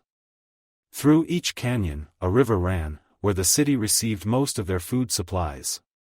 The Jounin moved through the massive stone city to the center stone pillar, where the Tsuchikage was housed. The Jounin felt his side again, and walked up the massive stairwell around the edge of the stone pillar. After 5 minutes of climbing, the ninja opened the door and walked in to see his Kage. The Tsuchikage had graying hair, piercing, dark brown eyes, and a permanent scowl on his face along with several horizontal slashes across his face. The Jounin bowed before the Kage. The old man said with disdain, "So, have you brought back the head of the rock fist of Kyumo?" The Jounin shook his head and said, "No, Lord Tsuchikage. Konoha had 2 Jounin arrive before I could eliminate the ninja." 1. The Tsuchikage slammed his foot against the back of the Jounin's head. The unfortunate Jounin collapsed, with his head slamming hard against the ground. 2. Anbu looked inside, but quickly returned to their position, content that it was the Jounin who was in danger, not their Hokage. The old man shouted with unbelievable force, "Failure is unacceptable. That I thought I explained that to you, Tatagami-san." Tatagami raised his head, which was now bleeding. There was a cracked impression of his face on the ground. "Oh, but I didn't quite fail. I managed to capture a picture of the 2 ninjas. Do you recognize the male Jounin?" The Jounin, Tatagami, pulled the photo out of his pocket and handed it to the Tsuchikage. The older man's eyes widened. "Is this real?" The Jounin nodded, "I'm certain. I saw his Hiroshin no Jutsu with my own eyes and what had to be the Rasengan, both his trademark techniques." 2. The Tsuchikage's eyes narrowed, "But he was killed, according to both our spies and the Sandaime Hokage. They pride themselves on sacrificing themselves for their comrades instead of completing the mission. The only exception was our operation to kill the White Fang." The Kage motioned for the Jounin to rise. Tatagami shrugged, "But regardless, the picture doesn't lie. That is Minato Namikaze, the yellow flash of Konoha." The Tsuchikage paced back and forth, and then muttered, "Get out. I must contemplate on this." The Jounin bowed again and left to clean his wounds. The Tsuchikage was unsure how to answer this. Surely, the Yondaime Hokage was dead. There is no doubt about this. He looked at the determined face again. And then squinted. His eyes widened and he smiled. It curled his face in terrible ways, making those who saw it tremble in fear. He opened his mouth and laughed, deeply and foully into the air. He said, "I see, Minato. This is not you. I know you well, my old adversary. Perhaps this is your brother or son. Maybe it's a cousin, whatever. I'll place a bounty so high on your relative's head, you'll spin in your grave. I'll hunt down every living relative you have. And then, it will be my ultimate victory and not yours." More laughter escaped from the Tsuchikage's rock spiral. Many ninja looked to the spiral from their little alcove houses and smirked. Their Kage was happy, for the first time since the Konoha Iwa War. Training continued until it was dark. Sakura practiced her beginning techniques in the area of genjutsu. She had to make Namikaze believe that there was a fire, and if he touched the fire it would burn him. It had to feel like it burned if he stuck his hand in the fire, or extremely hot if one got too close. There had to be a large amount of light emitted from it, and the smoke had to be present, of course. The smoke had to smell like smoke, and the fire had to crackle like a fire. It was difficult work, because Sakura had to take into account all 5 human senses, and if Sakura even missed one, Namikaze would instantly dispel it and said for her to do it again. It was unbelievably difficult to keep all the senses in mind while she performed the jutsu. Furthermore, she didn't really know how it would feel to put her hand in a fire, so that made it even more difficult. But they slowly got through most of the problems. By the end, Namikaze was encouraging her, "That was close, Sakura. Try it one more time, but remember that smoke can cause you to cough and choke." It wasn't too long after this that Namikaze sighed and said, "All right. Kakashi-san, let's call it a night, okay?" Kakashi nodded and closed his book, Ika Ika Storm. Namikaze smirked and blushed a bit. He remembered that novel, as it was one of the last Jiraiya managed to publish before Orochimaru caught up with him. His mind returned to wondering what happened to those left in his Konoha. Suddenly, Namikaze started paling and sweating as his thoughts turned to a pair who scared him to death. Naruto, who was panting from all the effort exerted on the tree-climbing exercise, saw Namikaze and said, "What's wrong, Namikaze-sensei?" The Tokubetsu Jounin dropped his head and said, "I just remembered, I have a date with Hana in Izuka. Kakashi, I'm off." He pulled out a scroll and tossed it to Kakashi saying, "If I die, unseal that and give it to Naruto and Sasuke." He disappeared from the spot. Namikaze's troubles make dinner with the Inuzukas. 30 minutes later, Namikaze was pacing back and forth in front of the Inuzuka clan building. He was unsure how to explain to Tsum how he wasn't interested in her daughter. When he tried to break off the date with Rin Inuzuka, Tsum held a kunai to his throat and bathed him in killer intent, forcing him to continue the date. Namikaze shuddered at the memory. Suddenly, a younger male Inuzuka and a white puppy walked to the clan entrance. He blinked as he saw Naruto Namikaze in front of his house. He sniffed the air, and his dropped and shook his head, saying, "Naruto, drop the stupid henge. Your disguise cannot fool our noses." Namikaze flinched visibly, realizing the kid must be Kiba, the replacement for Rin. He said, "I am Naruto, Naruto Namikaze, not Naruto Uzumaki. I was just hanging around that brat recently. It's probably why I smell like him, but even the weakest Inuzuka should be able to tell I'm not him."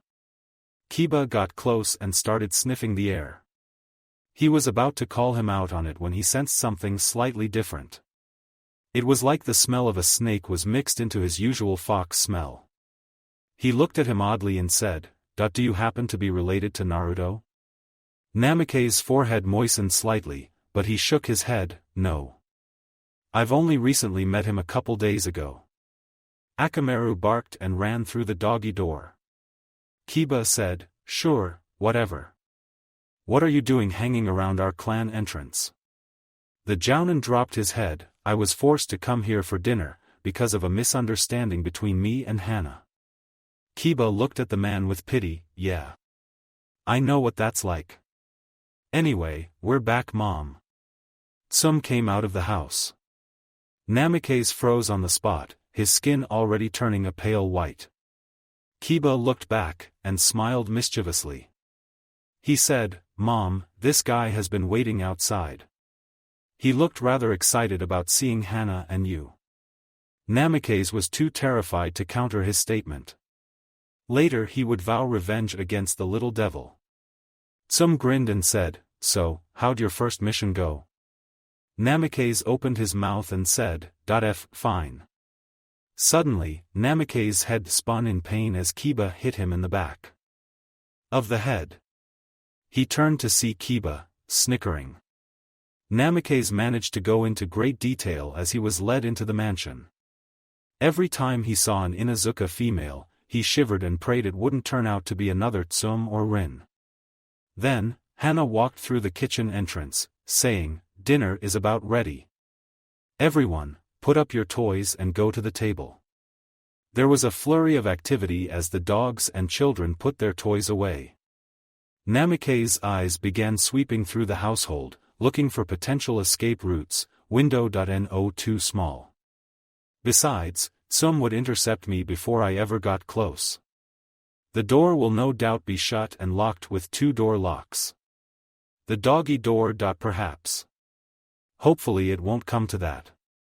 Little did Tsum know, Namikaze had carried a scroll with all his ninja gear inside, including his former Anbu outfit. Up both sleeves, there were 2 kunai. His pocket had a couple stink pellets, which was highly effective against the Inuzukas when not expecting it. He also had a smoke grenade hidden under his jacket on his back. Little did Namikaze know, every Inuzuka could smell his entire arsenal, except the scroll.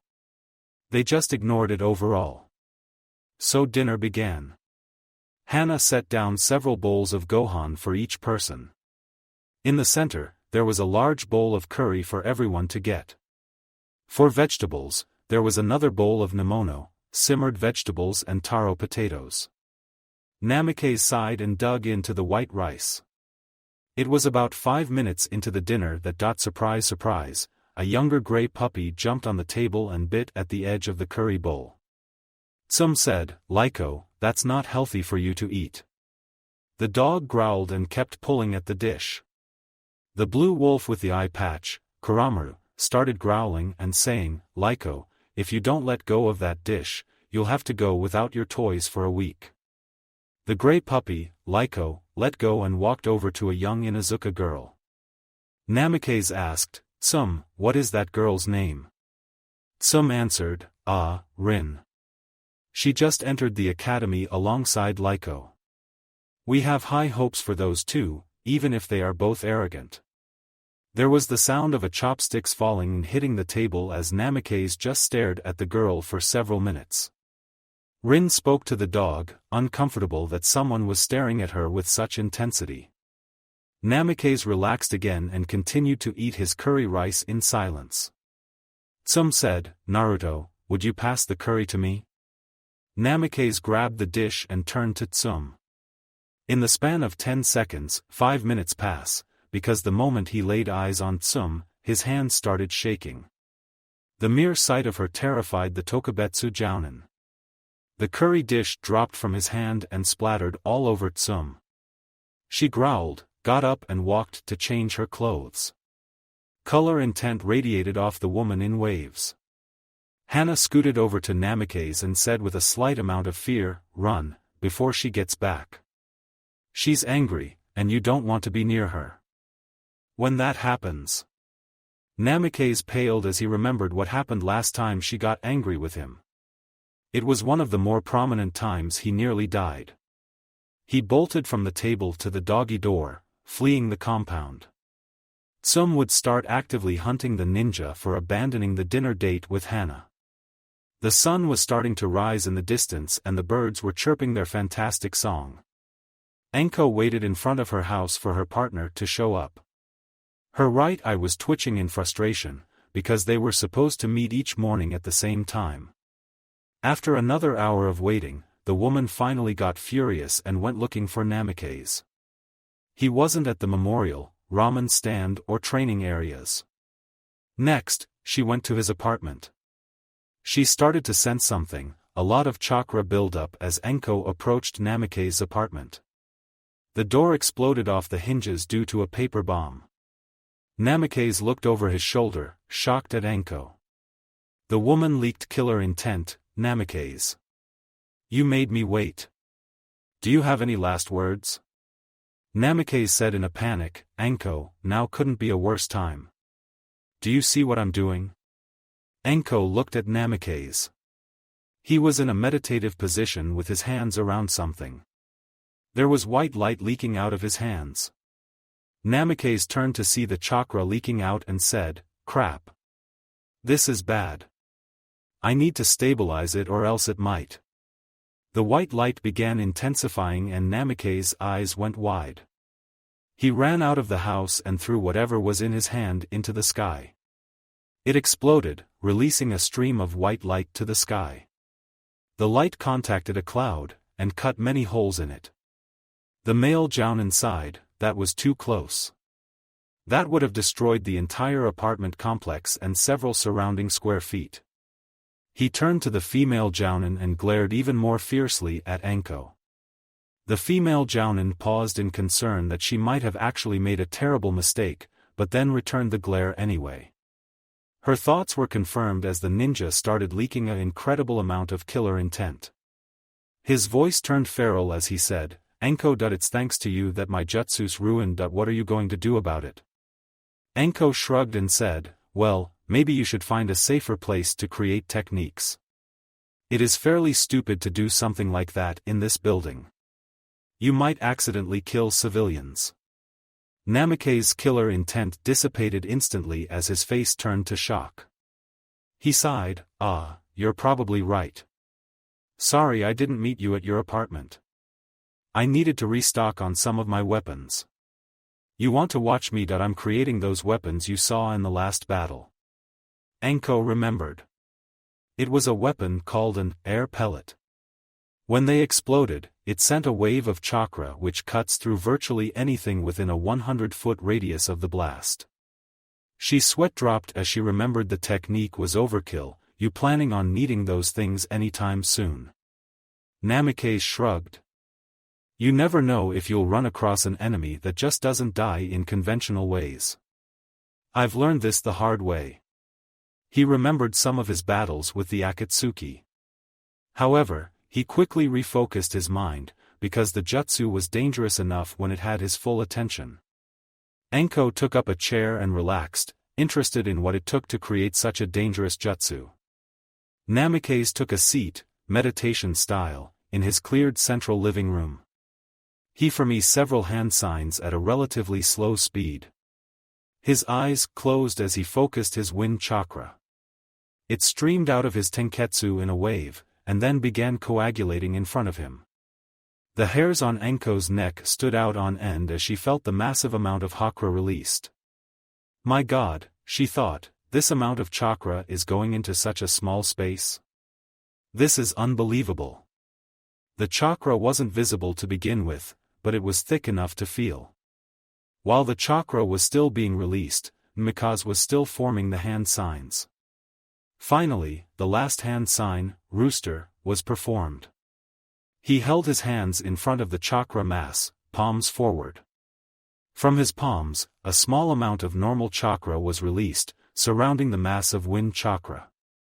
It clung to the mass, and started contracting. As the wind chakra compressed, it started becoming slightly more visible, from invisible to the lightest green shade possible. The new sphere-shaped mass was shrinking at an amazingly slow speed. At first, Anko was intrigued, but as time pressed on, she grew more and more bored. Namikaze hadn't moved an inch except FO breathing. Anko sighed loudly, to which Namikaze spoke, but still didn't move. Ankakan, this jutsu is extremely temperamental and highly dangerous. I've performed it dozens of times without a single incident, but I cannot afford distractions. That stopped Anko, her face flushed with irritation. The sphere continued shrinking for several more minutes. The wind chakra was now a bright green color when suddenly the chakra bulged a bit at one point. Namikaze's eyes scrunched in concentration. More chakra surrounded the sphere and collapsed in on it. The sphere once again continued to shrink until it was the size of a ball. Namikaze moved the ball to him with his chakra, and he wrapped his hands around it. Then, he squeezed with his chakra-coated hands, until it was no longer visible outside his hand. A cracking sound was heard, and the male jounin sighed and opened his hands. Inside, there was a green pellet resting on his palms. His hands were slightly cut with a little blood leaking out, but it quickly sealed itself up. Namikaze opened a small pouch, which held two similar pellets. He closed the bag and stood up. The jounin gave a pleasant smile and said, "Tricky jutsu that one. I can only make about 4 in one day without full access to my chakra. Furthermore, it takes about 30 minutes to make one properly." The two exited the building and climbed down the stairs. It was colder today than it was yesterday, and the clouds covered the sun. However, Namikaze didn't complain. The two Tokubetsu jounin walked down the streets, discussing weapons tactics in battle. Anko led Namikaze because she was using her week-long probation to assist in torture and interrogations. This was one key difference between this world's Anko and Namikaze's own. In his world, Anko was an Anbu, who sought to be Orochimaru's personal bodyguard. The jounin thought it saddening that both Anko's lives were controlled by that damn snake. However, the Jounin knew he couldn't talk, because his desire for vengeance was also controlled by Orochimaru. Anko jostled Namikaze OT of his musings. The two continued in silence for a bit. Then, they passed a gambling den. Anko smirked and started in its direction. A forceful grab of her shoulder stopped her in her tracks. She unconsciously slammed a kunai into whatever was holding her back. To her surprise, it remained firm, even with a kunai penetrating into it. She turned to glare at and pull off whatever was stopping her. Her hand touched something red and sticky, while her eyes saw Namikaze's hand now covered in blood. He said pleasantly, "Not now, Anko. I'll take you out tonight, and we'll clean out the place." Anko pouted, but let Namikaze pull her away. He took his hand away a few minutes later and ripped out the kunai. The wound was wrapped in some bandages as they walked once again down the street. The two passed Ichiraku's, the Hokage Tower and the adjacent building where Namikaze was tried. Finally, they came upon the torture and interrogation's headquarters. Namikaze's eyes seemed to glaze over as he remembered his time working in this very building, or at least a building exactly like this one. However, his happy expression vanished as he went inside and saw someone from his past. A very fat and large Anbu captain was waiting for Anko. Anko bowed, but Namikaze just stood there with a dumbfounded expression. His name was Tabishi Akamichi. Namikaze seethed on the inside, because the man was an agent of Orochimaru. He was reported to be the last person Sasuke talked to before the Uchiha vanished. Namikaze's trail took him to the waterfall lab just inside Konoha's walls, where he ran into Tabishi bragged about kidnapping and turning Sasuke over to Orochimaru. Only 4 weeks ago, 4 weeks that he had killed the bastard in a fierce battle at the lab. Namikaze's vision turned red as fury clouded his judgment. Suddenly, Anko slapped Namikaze behind the head. His vision cleared, and he realized he was holding a kunai that he had not before. Tobayashi's head was tilted in confusion. Namikaze returned the kunai to his holster and said with a grin, "Sorry, I just got a bit excited. After all, I was being chased by Anbu a couple days ago." Tobayashi nodded and replied, "All right. Anko, Ibiki is expecting you in room 5C. Anko nodded and walked through the front door. Both Anbu captain and the Jounin stood still, staring at one another. Namikaze's hand kept twitching violently, betraying the Jounin's desire to kill the man. This man, he thought, this man is the one who kidnapped Sasuke for Orochimaru. Tobayashi was just impassive, but sensed if he backed down or turned his back, the Jounin would kill him. Thus, the standoff continued for several minutes until Namikaze relaxed. He said, "Sorry, you remind me of an enemy who killed a close friend of mine." The Jounin vanished from the spot. The Anbu captain, however, stood there for a while longer, clearly shaken by what just happened. The encounter with the traitor forced Namikaze to visit the monument that day instead of heading right to Sakura's house for genjutsu training. Namikaze balanced a kunai on its point on the tip of his finger while he sprawled on his back. He talked as if his buddy was next to him. "I saw him today, Sasuke. He was at the torture and interrogations HQ, different from where I met him the first time, but I couldn't kill him." He smiled as he lay next to the monument. "Don't worry though. When he reveals his true self, I'll kill him then." "Heh, you counterpart is still a team. It's almost nostalgic, seeing you at this age." Suddenly, Namikaze sensed someone in the bushes. The kunai on his finger flipped end over end into the Jounin's hand and was suddenly sent flying. An irritated "ah" could be heard. Namikaze sighed and said, "Come out, Naruto. You couldn't sneak up on a person, or shadow said person to save your life." He added mentally, "Yet." He continued, "No point in trying to." Namikaze felt metal on his skin on his throat. There was now a kunai pressed against the relaxed Jounin, and he didn't feel a thing. Namikaze smirked and shrugged, well. Perhaps I was wrong in how I assessed you, Naruto-kun. Seems you are more skilled in hiding your presence than I gave you credit for. Heck, you even did it while wearing orange. Naruto shrugged, but didn't remove his kunai. I'm a ninja of many talents. Yeah, but they aren't up to my level yet, a voice behind Naruto sounded, causing Naruto to jump. The kunai cut Namikaze's throat, and he exploded into smoke. The real Namikaze was now behind Naruto with his short katana in the boy's back. Naruto was shaking visibly, but Namikaze was amused. Good, but we've still got a ways to go. Anyway, looked towards another bush. Why don't you come out now as well?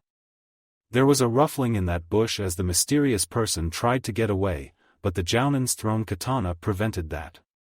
A young girl with bluish-black hair and pearly white eyes came out with a deep crimson blush on her face. She kept pushing her fingers together and looking around nervously. Namikaze smiled pleasantly at the young teenager. Well, what's your name, Hyuga-san, and what were you doing in those bushes? Namikaze already knew who she was and why she was there. She was probably training when she caught a glimpse of Naruto and Namikaze. Acting on curiosity, she came to watch the two of them. Hinata blushed and averted her gaze from the two male ninja. You, too was, just, I saw you too, so, Sorry, I'm Hinata Hyuga. She made a formal bow to the two blondes. Naruto looked at her with a confused expression. Nata always acted oddly around him, and since everyone acted like he was the plague, her nervous actions confused him. Namikaze just kept smiling. As Hinata rose, she looked to Namikaze. However, as her eyes met his, she saw a severe pain in his eyes. However, it vanished as he blinked, leaving her questioning if she ever saw it at all. Naruto looked at the Hyuga heir and said, Hinata, are you sick, commenting on her blushing red cheeks. He reached up and touched her forehead, feeling to see if she was feverish. Namikaze held up a hand to stop him and opened his mouth, but it was already too late. Hinata's heart skipped a beat, her breathing stopped and she collapsed as she passed out from excitement. Unfortunately, Hinata collapsed forwards, causing Naruto to have to hold her up. The poor genin panicked, shaking her and saying, Hey, Hinata. Hinata. What's wrong? Speak to me. Namikaze-sensei. Something's wrong with Hinata. Namikaze chuckled and said to the panicking Naruto, Relax Naruto. She just passed out. You wait here, I'll return in a few minutes. The Jounin picked up the young girl and took off to the hospital, where she would recover and wake up in a couple hours. As they traveled, Namikaze looked at Hinata and gave a sad smile. Hinata's cheeks were still a rosy red color, and she kept muttering Naruto's name. Namikaze thought, it's been a while, Hinata-kun. It does my heart good to see you, even if you aren't my Hinata-kun. It was the instant after this thought ended that the image of another Hinata in another time and place replaced the 11-year-old in his arms. Namikaze started hyperventilating. The image of a broken and bleeding Hinata, surrounded by a fiery field where there had been a recent battle, washed over his vision. Her three-ringed eyes stared forward, dead to all. The Kyuubi's voice rung through his head, laughing and mocking him. Namikaze's loss of concentration caused him to trip over a branch and fell towards the ground. The images suddenly vanished from his vision, and he landed feet first on the ground in a crouch. He took several deep breaths and stood from his crouching position. His head throbbed in pain, and something wet slid down his brow to his cheek. He swiped at it, and it came away red. He was sweating blood. The Jounin scowled and pulled a rag from his pouch. He wiped away the blood and waited a few minutes so that he calmed down a bit. After that, he continued on his way to the hospital. Iwagakure, the Tsuchikage handed the two cloaked ninja a scroll. The first one and leader opened it. After a couple minutes of examining the contents, they bowed lower. Don't fail me. Now go, said their Kage. both ninja disappeared on the command. Two black shadows shot through the rock canyon towards the plateau. They jumped from a nearby bridge to the canyon wall and scaled it rapidly. They jumped over the top and landed on the dirt plateau. As soon as they landed, the two Anbu were already crossing the flatland at an incredible speed. Soon, Iwagakure was only a speck in the retreating distance as the two made their way towards the southeast. The ninjas' goal was Konoha, and their target a blonde jounin with a 100 million ryu bounty. Naruto decided to take his time practicing his tree climbing technique. Somehow, Naruto managed to make more progress by himself than yesterday. In fact, he was doing so well that he got creative, jumping from tree to tree, connecting his chakra to its side and then jumping to the next. After a couple jumps, Naruto would attempt to climb higher. As a result of the odd training, his control increased at an even faster rate. However, he just couldn't make it to the top. Heck, he couldn't even make it halfway yet. 1 hour later, Naruto was getting impatient waiting for Namikaze to get back. It affected his training, because he no longer focused on the spiritual part of chakra control. Then, Namikaze finally walked into the forest clearing. Naruto shouted, "What the heck took you so long? How's Hinata?" "Sorry, I was held up by the doctors. For some weird reason, they got the impression that I should also be taken in as well. Someone had shown up insisting on it. I was eventually subjected to one of the Yamanaka techniques, which came away mostly clean." 1. Namikaze withheld the small detail that he was ordered to come in on the next day for an imbalance in some of his brain chemicals and therapy, but Naruto didn't need to know that. He smiled and said, "How's the tree climbing coming along? I saw you working on it a few minutes ago. Must say, jumping from one tree to another, detaching and reattaching your chakra will certainly improve you chakra control at a faster rate." Naruto grumbled as he ran up the tree. He almost made it to the halfway point, when his chakra detached itself and the kid fell to the ground. The jounin remembered that it took him a week to complete it. Is it possible that Naruto might go farther than I could? He's almost halfway there, and it's only been a single day since we started, Namikaze thought. His smile turned into a nice smirk. "Not bad, kid. I expected you to take a couple days to get this far. But, I guess you exceeded my expectations. Keep up the good work. I'm heading out to help Sakura a bit." Later. The ninja vanished from the spot, leaving an annoyed Naruto to continue by himself. The rest of the day passed by quickly for Namikaze, who provided some tips as he was used for genjutsu practice. Namikaze's troubles gambling, evening, Konoha, Enko kept whining in Namikaze's ears as the three traveled to the gambling den. Namikaze's eyes were twitching like crazy. He turned to their shorter companion and said, "Why the hell are you here, brat? Get lost, I'm not going to help you train any further until you complete the tree climbing and water walking techniques." Naruto pouted and said, "But Namikaze-sensei, it's so boring just running up the side of the tree." Namikaze had figured out how Kakashi managed to keep Naruto training all the time. He had Sasuke compete with the kid. It wasn't just for Sasuke's benefit to push him, it was also for Naruto's. He remembered that he was a hyperactive brat as well when younger. Enko said, "Just let him come. Consider it as real-life practice for being a ninja." Naruto's eyes lit up. "Really?" Enko gave a grin and said, "Yep. These guys are the lowest of the low in here, but they often have good information if you need to get any. Besides, this is a good way of earning a little extra money on the side." Namikaze sighed and said, "Enko, your upstanding, incorruptible character is an inspiration to us all. I wonder what would happen if we would have more ninjas like you running around our fair village." His tone dripped with sarcasm, but Enko didn't seem to notice. Enko looked speculatively at the sky.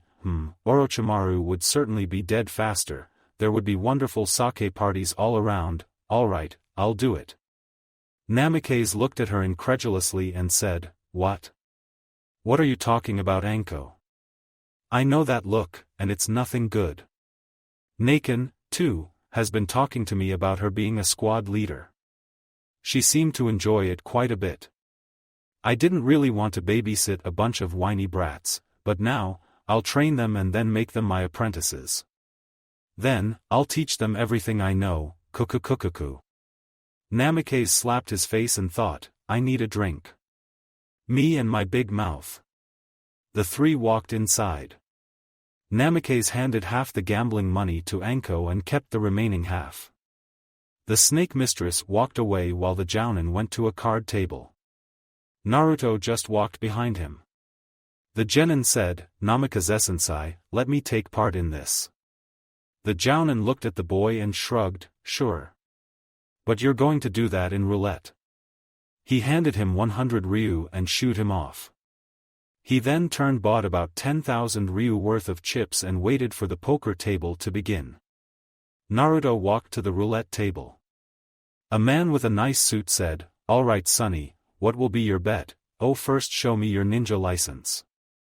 Naruto showed the dealer his genin license and said, "Remember me, Naruto Uzumaki. I'm going to become Hokage someday." The dealer replied, "I wish you well in your endeavor. Now, what will be your bet?" He frowned at the single 100 ryu chip. Naruto looked at the series of numbers and colors on the table. Then, he picked the red 9 for some random reason or another. The dealer sighed as several other people put bets on random numbers and sets. He put the ball down and said, "All right. Bets are now closed." He sent the roulette ball rolling in the opposite direction. Around and around it spun. The dealer looked on in boredom and some small amount of pity for the kid. Then, he heard the ball stop. He looked down, and he couldn't believe his eyes. It had landed on the red 9. Naruto jumped and shouted, "All right, I won." The dealer looked between the ball and the kid, and then smirked. He pulled out 37 chips and gave it to the kid. Naruto picked up all the chips and set them down on a new number, black 12. The dealer said, "Are you sure you want to do that again?" Naruto looked at him oddly and said, "What do you mean? I set them there, didn't I? So, let the roulette turn." The man sighed and thought, "Well, your loss, kid." He spun the ball again, to which it landed on black 12. Naruto just grinned. The dealer was absolutely stunned. In the course of 5 minutes, the kid had somehow managed to make 144,400 ryu. Naruto said, "Dealer-san, I'd like to put all the chips on 0. The dealer was confused, because the tables were designed to resist chakra influence. They were so designed because many ninja came in there. It was one of their best ways to reel in some heavy money, but they had to prevent cheating. The dealers were even experienced shinobi in the art of deception and subterfuge. In silence, the dealer put all the chips on the 0 slot and let the wheel turn. Some of the high rollers were getting smart and followed suit with the Uzumaki, but only about 1,000 ryu each. Once again, the payout was outstanding. Naruto had won over 1 million chips in 3 rounds. The dealer said, "All right, tables closed. Cash in your chips." Naruto looked slightly disappointed, but after recovering his chips, he made a beeline for another roulette. 3. Anko smirked, because she already knew exactly what was under the dealer's hand. She had 20, while the dealer had 19. She was certain for victory. They flipped their cards over, revealing 2 10s for Anko. The dealer did indeed have 19, so Anko won again.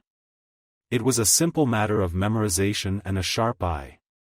Plus, she had a mirror fragment on the table, allowing her the briefest moment in which she could see the cards. Anko didn't have luck, she created it on her own. Call. Namikaze revealed a full house while the next highest one was 2 pair. Namikaze put his hands behind his head as he slowly but surely separated their foes from their chips. It was way too easy, as the right cards just kept on coming. All 3 other players left the tables. The jounin counted out his chips and put them aside. Then, an annoying voice which would undoubtedly ruin his fun sounded, "Namikaze-sensei." The jounin rose with his chips and walked to where the kid was making a racket. He became alert when he saw what was causing the kid to be noisy. A retired ninja serving as bouncer was leading the kid to the door. 5 thrown kunai, courtesy of Namikaze. Later, Naruto was explaining that he wasn't cheating. Every time he laid down a bet, he won, that was all. Namikaze sighed. And remembered the first time he was in a casino.